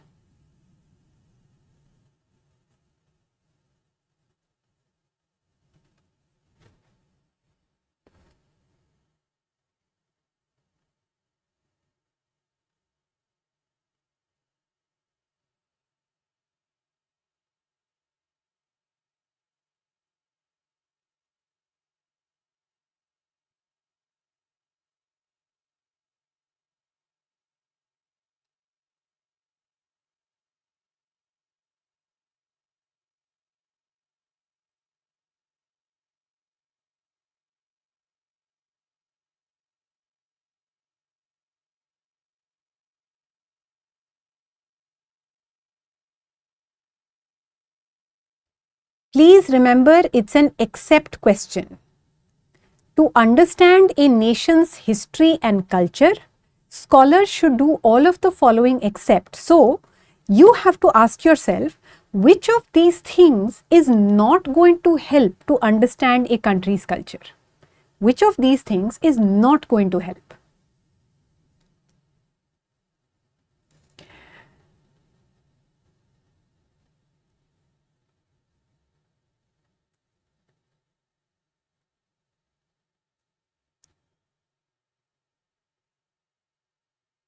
Okay. Now, look at the first one. Read widely in the country's literature. That should help you understand a country's culture because the Orientalist scholars did that, right? So, this will help. Now, examine the complex reality of that nation's society. The passage says very clearly that they misperceived India as a mystic and a spiritual land because they did not look at what else India is. They just saw one side of India, they did not really see the other sides, right? So, examining the complex reality is going to help. When I say yes, it means it is going to be helpful. This is also going to be helpful. Okay. Now, look at 2 and 3. A lot of you are picking 2. Now, tell me this. Was the West biased in its perception of India? Was it biased?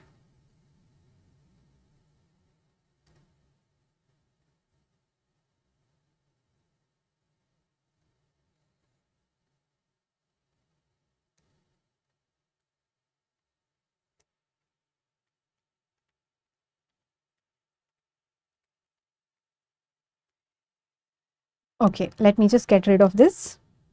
The West had a distorted perception. Why?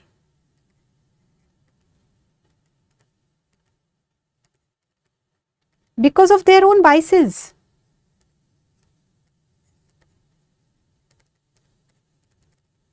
Why did they see India as a mystic land? Why did they see Indian culture as being in decline? Why did they think that Indians are not practical? Why was all of that? It is because of their biases. So if you examine your own beliefs and biases, this will help you understand a culture more objectively.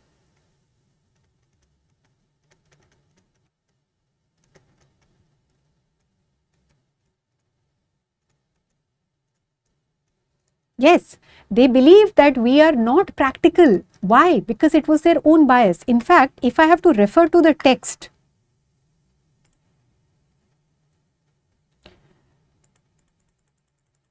look at the very first paragraph, okay?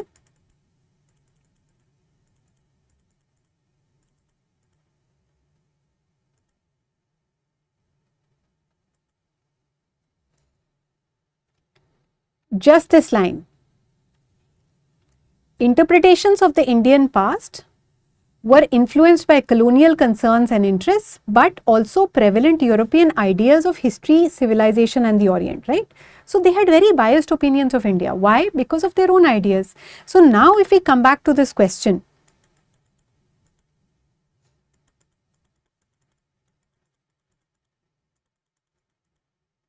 sorry about that, but that was the only way to prove my point.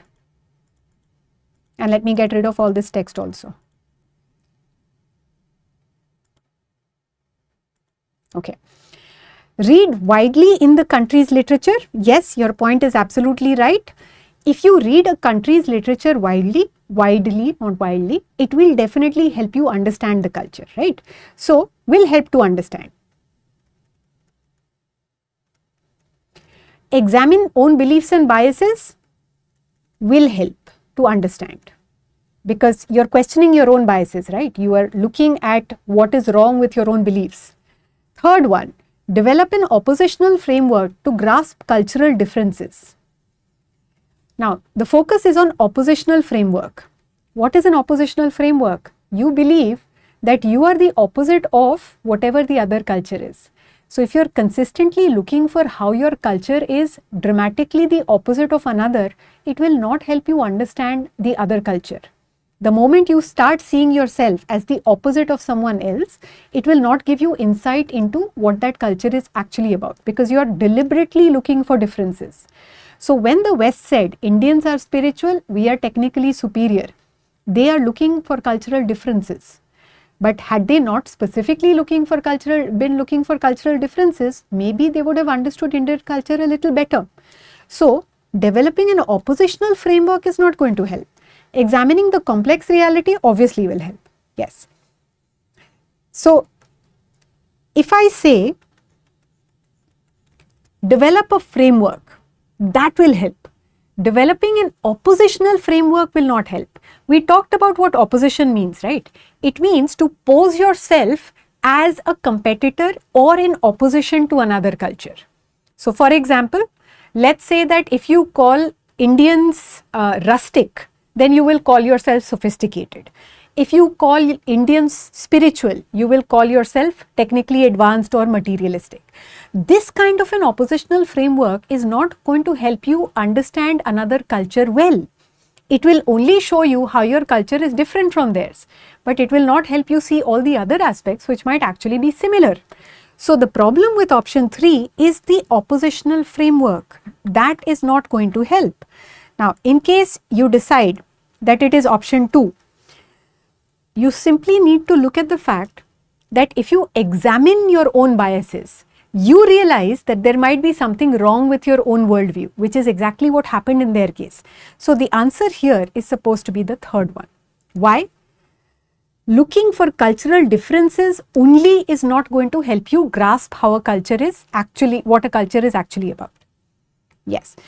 True. So, for example, it's not that Indians were illiterate, right? But according to the British, we could have been because we did not speak their language. Absolutely. So, the moment you start looking only for cultural differences, it warps your perception of another culture. I think I've gone on about this for a long time. So, let's move on.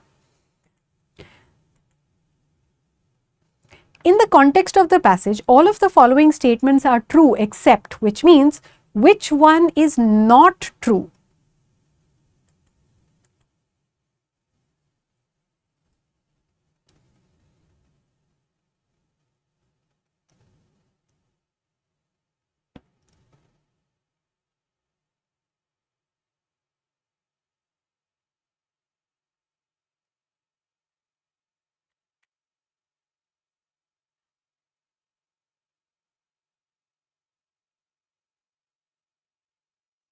Nirmal, I just saw your comment. Yes, you are right.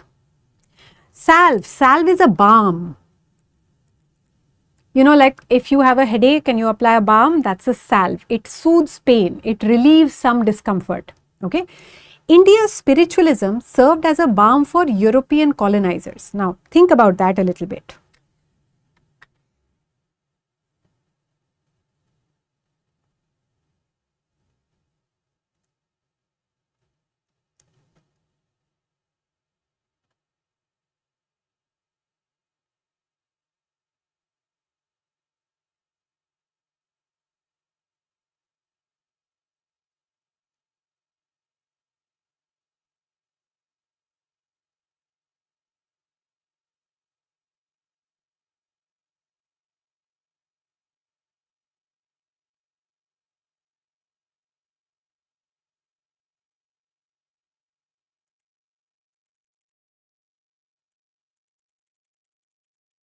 Okay, if you can hear the clicking, I'm sorry about that.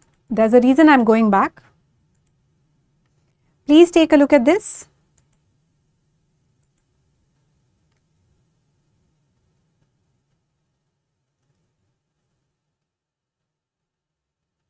Okay, please look at paragraph 5 very carefully.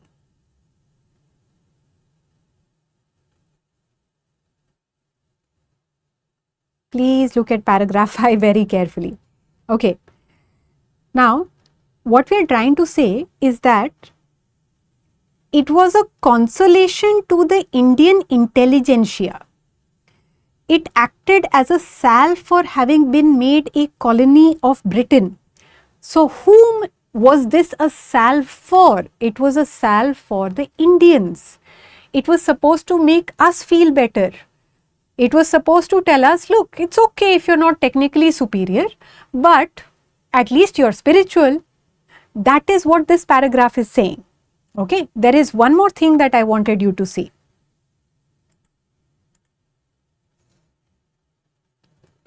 All right. Now, look at this last sentence. This theme has been even more firmly endorsed by a section of Indian opinion in the last 100 years. So, what has happened? Whatever was the view of the West, that view has influenced us. We have also supported the same view. Okay? This theme has been even more firmly endorsed by a section of Indian opinion. So, look at this. A dichotomy in values was maintained, Indian values being described as spiritual, European values as materialistic, with little attempt to actually compare these values with the reality of Indian society. Now, what we are saying is that whatever view the West had of us, we adopted that. Okay. Now, I am going to take you back. They are consoling us by acknowledging our spirituality. Yeah, Nirmal, that's absolutely correct. Okay, so this question is not going so well. Let me take you back to the question. Hang on.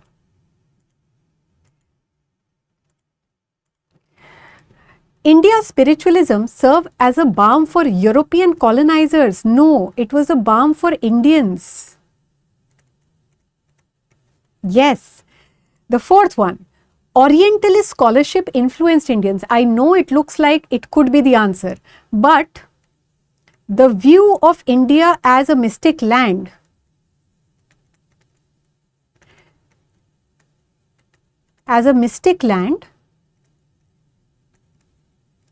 was adopted by Indians.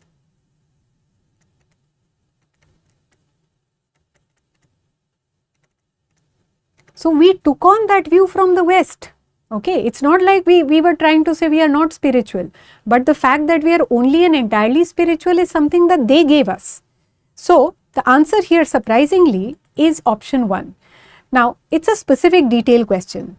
Salve for European colonizers is the problem. That is why it cannot be inferred. 4, because they were successful in colonizing us, hence we bought into their idea. Yeah, exactly. We did buy into their idea. But then we had to say which one is not true. 4 is true, right? And that is why it's not the answer. Okay, so Devika, you got that point right, but then I think you forgot the except. Anyway, let me just get rid of the text so that you're able to see this. The answer is option 1.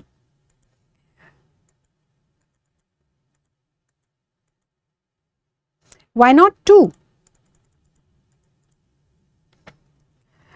This is given to us in the very first paragraph. Orientalist understanding was linked to colonial concerns. It's directly given in the very first paragraph. So I'm not going to go back to that right now, but when you look at it again, you'll see. That was our own idea that we were spiritual. Was it from the West? Yeah.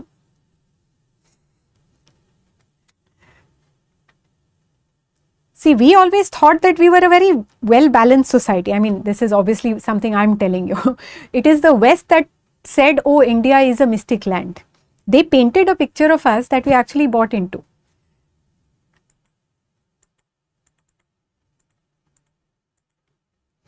Okay.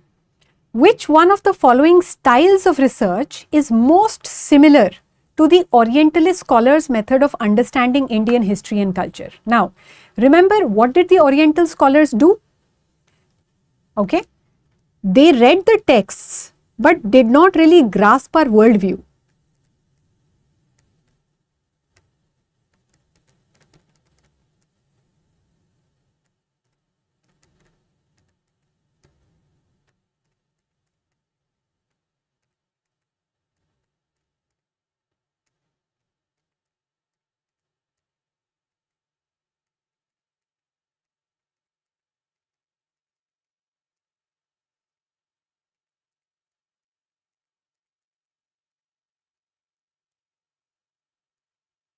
Okay.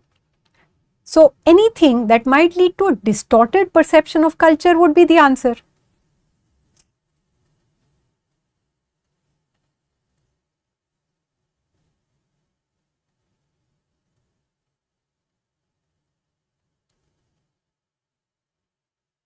Come on guys, this is one simple question. I know you've been struggling so far, but this one is not difficult.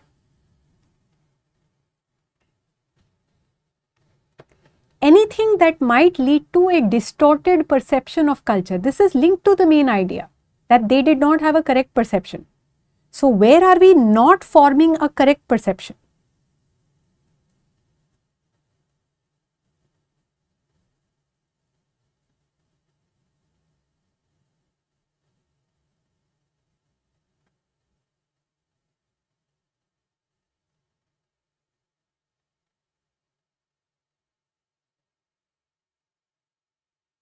Okay.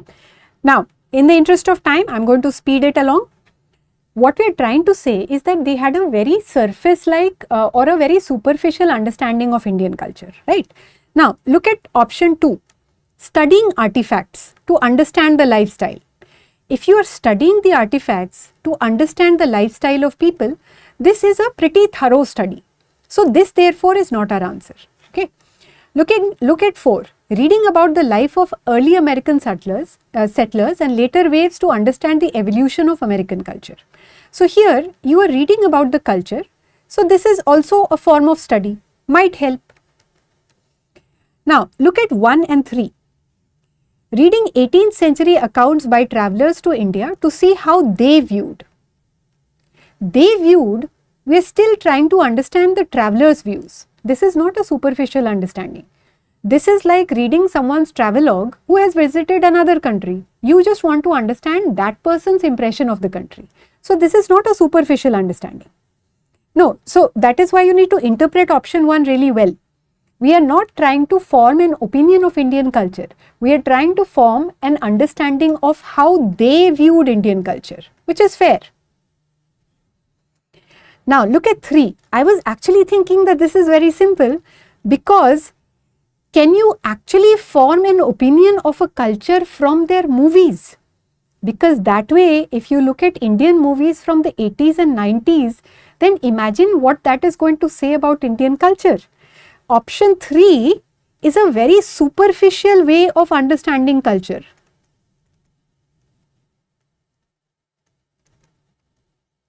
So even if you are confused between 1 and 3, you should still be able to say, oh, by looking at movies, we cannot simply understand an entire culture.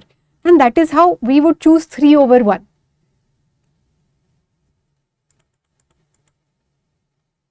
Yeah. So I understand why you got confused with 1, but I just thought that 3 is still a pretty obvious choice. That is why I said it's an easy question.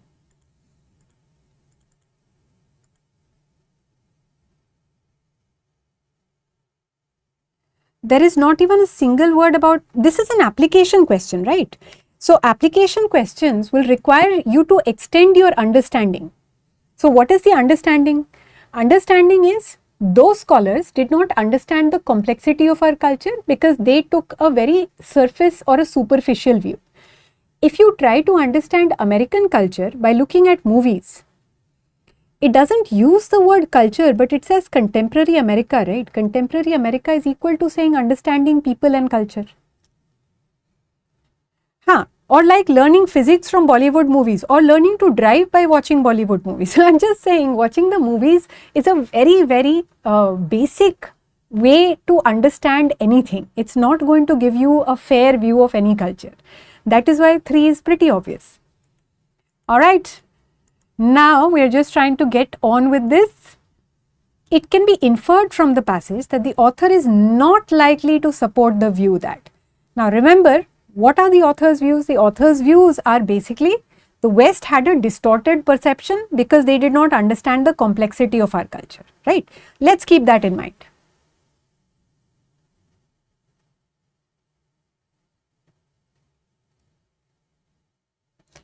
Hemant, for the previous question, they are looking at the traveller's writings to understand the traveller's view of India. They are not trying to actually understand Indians. So from the traveller's writing, they will get an understanding of how the travellers viewed India.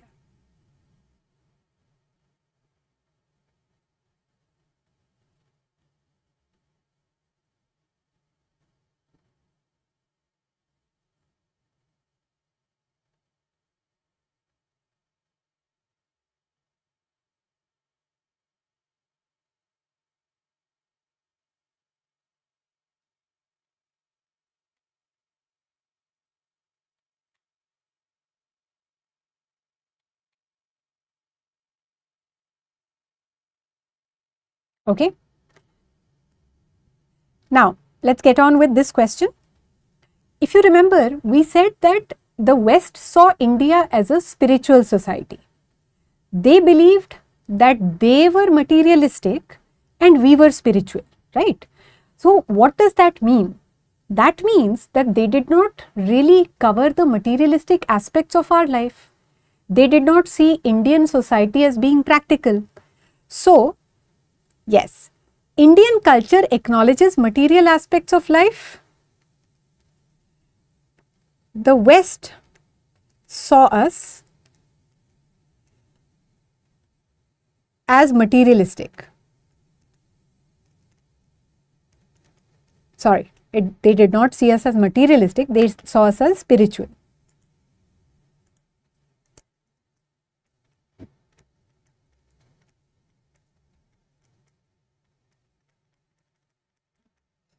And we said that this was inaccurate.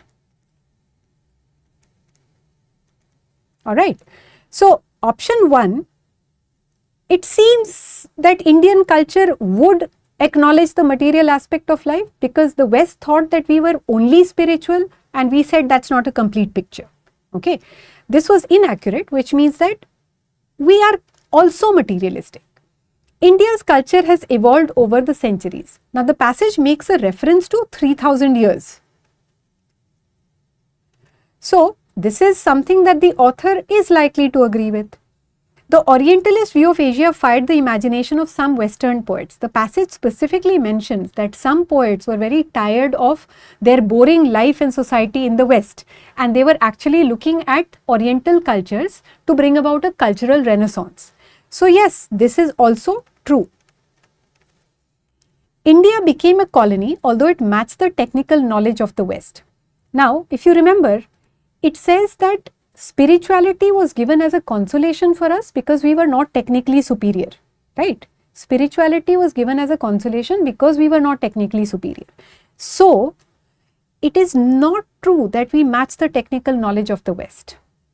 Option 1, I know, is difficult to eliminate. But then you have to understand that if we are saying that the West misperceived or misinterpreted Indian society as entirely spiritual, then it goes to show that Indian society is not entirely spiritual, in the sense that Indians also acknowledge the material aspect of life. Yeah. So the answer therefore is option 4.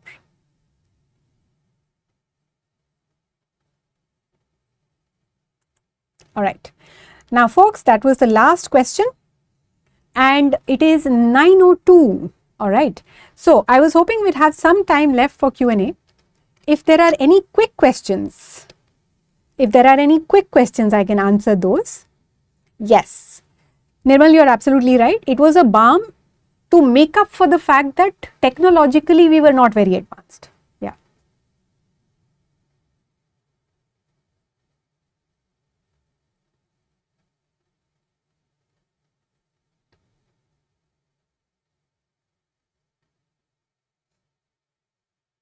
Okay. So, a couple of concluding points before we end. First of all, RC is important. So, please continue to work on RC. You still have time to improve on it. There are 2 things that I want you to work on. Figuring out the mean idea, number 1, and creating shadow answers. If you're not following these methods, your accuracy will fluctuate. So, let's work on these methods. Okay. Isn't their misperception a conscious choice, a distorted view? Yeah, absolutely. They saw our society as spiritual, but we are trying to say our society is not entirely spiritual. It is also materialistic. So, Indians will acknowledge the materialistic aspect of our society. Okay. So, those of you who are stuck at 15 to 20 marks, usually that happens either due to low attempts or low accuracy. Now, if your accuracy is somewhere in the 60s, it is time to start increasing attempts. Otherwise, those marks are not going to rise. Attempt 15 to 16 questions, 8 to 9 correct. As I said, the general response to how to improve accuracy is focus on main idea, create shadow answers for questions as far as possible. You need to know the answer before you look at options. Okay, so Divya, that goes for you. Mika, that goes for you as well. I find it hard to find the easy passage which all look philosophy based. So, what you need to look for honestly is easy language. Sometimes the topic might be difficult, but the language is easy in the sense that there are no difficult words there. So, try to classify passages on the basis of language instead of topic. If your marks are fluctuating, first of all, rule out any external factors. For example, let's rule out the fact that I took the test at a wrong time, or I was unwell, or I was distracted. If none of those are true, then it basically means that you are taking too many chances. So, let's try to reduce the guesswork. Main idea and shadow answers. You know, if I had to pick 4 words to conclude this, main idea and shadow answers, that's what I would end with. Written summary लिखने जाते हैं तो time लग जाता है. हाँ, तो written summary पूरे का नहीं लिखना है. You just have to write one line at the end of the passage. That will take you 20 seconds. Okay, folks. So now, we will have to end because I have to go home and I believe that you've done enough for today. So you deserve a break. On the whole, thank you so much for participating. If you had not contributed, it would never have been this easy for me. I thought 4 hours might be a little boring, but it was actually a lot of fun. So we might meet again. Till then, keep practicing. Bye-bye. Thank you so much.